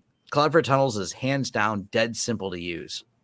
The only other way I've done it is using WireGuard and IP tables, and I don't recommend it. It works, but there's also some features of WireGuard and pfSense that just don't work yet. But for the most part, it works great. Oh, that's true. I did make a video that you go in my Tesla, you hit the voice thing, and you say open butthole, and it opens the charging port. So that's still a thing. That's awesome. Also, I love that picture too. I was just guessing if it worked, and it did. So any single board computers lately? Not really. Jeff Gerling talked about this. I think Jeff Gerling did a video on maybe it was the Banana Pi. Raspberry Pi 4s are out of stock. So I think what he told me is we did a video, and the challenge you run into if you don't use a Raspberry Pi is the documentation and the support's going to be not as good. And he says, turns out if you do a video on it, you will get your email box full of people messaging you asking for support on the product to try to figure something out on it. So that's kind of the challenge. I guess that's why people are looking at it. But once you start wandering around to a bunch of different stuff, I don't know. I don't have a ton of single board computer projects. They're kind of cool, but outside of my Home Lab stuff, Home Assistant, there's not many other single board projects I got going on that I want one for. That's all I'm doing with it. Are you using a Raspberry Pi, Steve? Yeah. I'm running a Pi 3. Oh, yeah. I've we heard had it laying around. It was my old one that ran transmission. And then I repurposed it. Yeah. NetMaker CLI. I haven't used NetMaker. People seem to like it, but I haven't really dove into it. It's kind of a neat looking project. I don't know if you guys have seen NetMaker. No. I haven't even heard of it, to be honest. I'm out of the game. So what NetMaker does, and it's open source, it's a way to give you set up your NetMaker. They have a really cool website, by the way. Is that to set up a topology? Like a physical topology? Yeah, it builds out a WireGuard for you and can build out like all your mesh connections and everything else. Wait, what? Okay. Not what I was thinking. Okay. Yeah, so it's just a way to make it easier to build networks. I guess. Specifically WireGuard Build networks. No. WireGuard networks. Like if you want to tie together a bunch of servers and you don't want to manage all the WireGuard keys, NetMaker can build that out for you and do a whole network build. It's a slick product. Set a tail scale. Well, yeah, it's all hostable yourself is why. So you're not relying on Tailscale. Tailscale is going to be easier because they do it.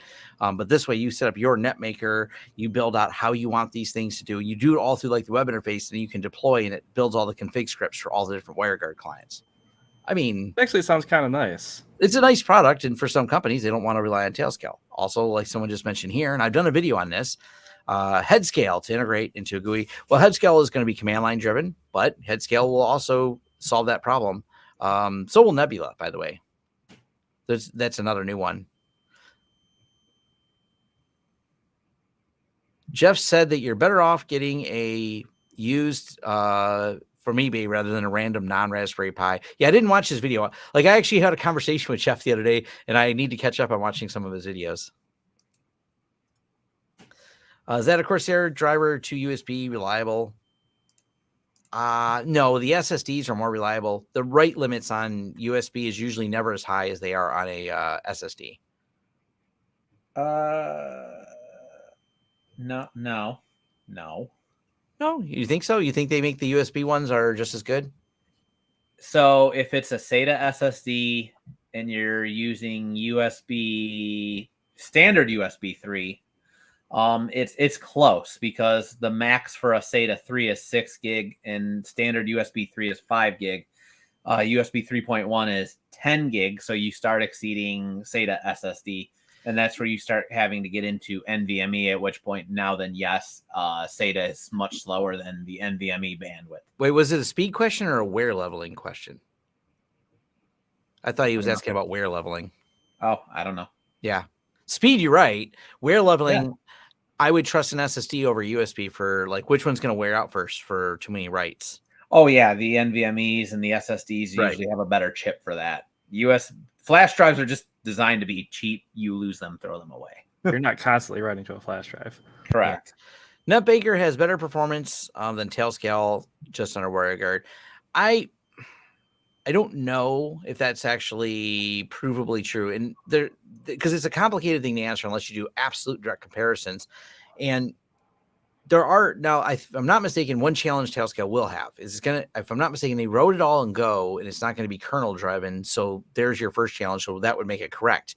Right. But I don't know if NetMaker is the right solution because I don't know how well NetMaker does NAT traversal. And Tailscale solves that magically. They have a great write-up, so it's not really magic. It's just very complicated, and they documented really well how they do it.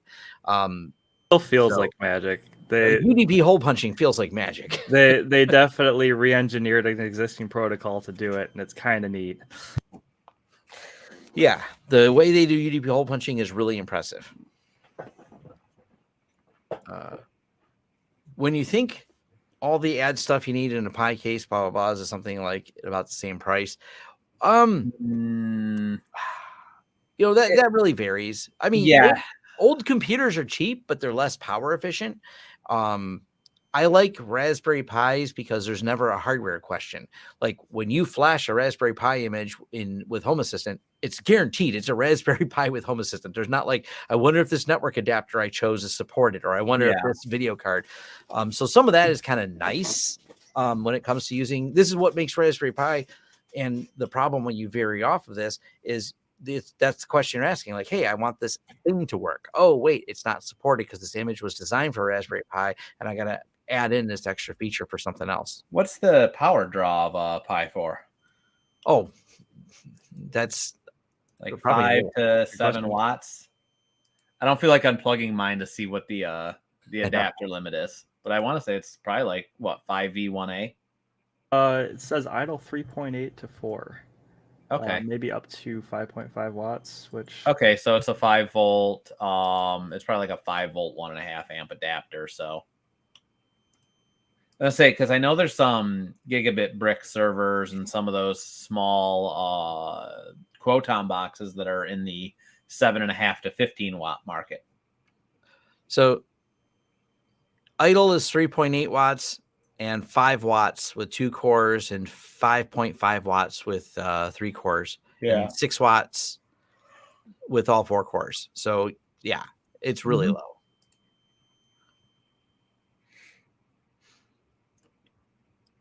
With a 3 Zen cluster, you to learn about HA. Yes, learning HA is fun.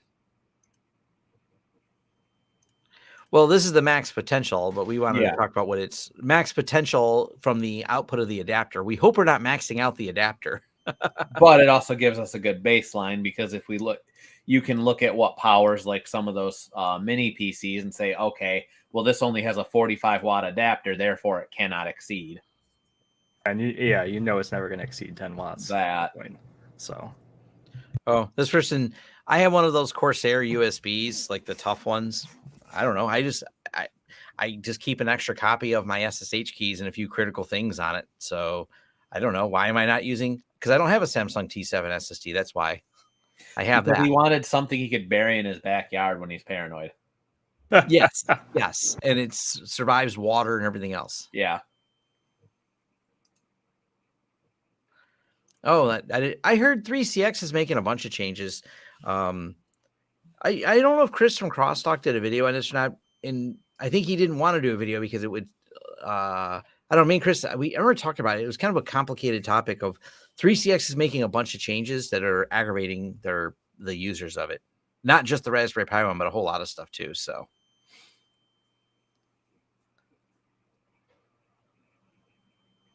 Software defined radios. I don't play much with those. I've played with the what's that one everyone likes? The Flipper Zero or something like that. It's novel, but I think there were some people that had it at the hacking convention we're at. That one girl had one. yeah, yep. I'd love to have a use case for something like that. It's just once you get one, it's just like, cool, what do I do with this now? You can open the door to my Tesla charger without saying open butthole. I prefer to say open butthole because that's a way more fun way to open it. Oh, I copied my hotel card on that. Oh, that's right. You did. You cloned your hotel card. It didn't completely work, so I'm sure there was more involved with it, but we got halfway there. Yeah. Right. And stuff. Yeah. You want one that's tanky. Tanky's a good word. Like tanky. Yeah, tanky. You want one that's tanky because I don't really care about performance. There's literally, I'm not even using all the data on there. I've just got a handful of critical things on it, and that's it. But all right, we've gone for 3 hours. Thank you everyone for joining. This was a lot of fun. I'll see if the guys want to do this again sometime.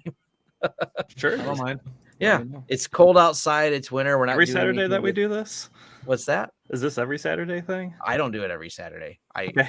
I just kind of Just do let it me know some then. Saturdays. I'll let you guys know next time I'm doing it though, because sometimes, like today, I looked at the weather and I'm like, it's cold. I ain't doing nothing outside. I don't care if it's cold or not. I don't want to do anything this early.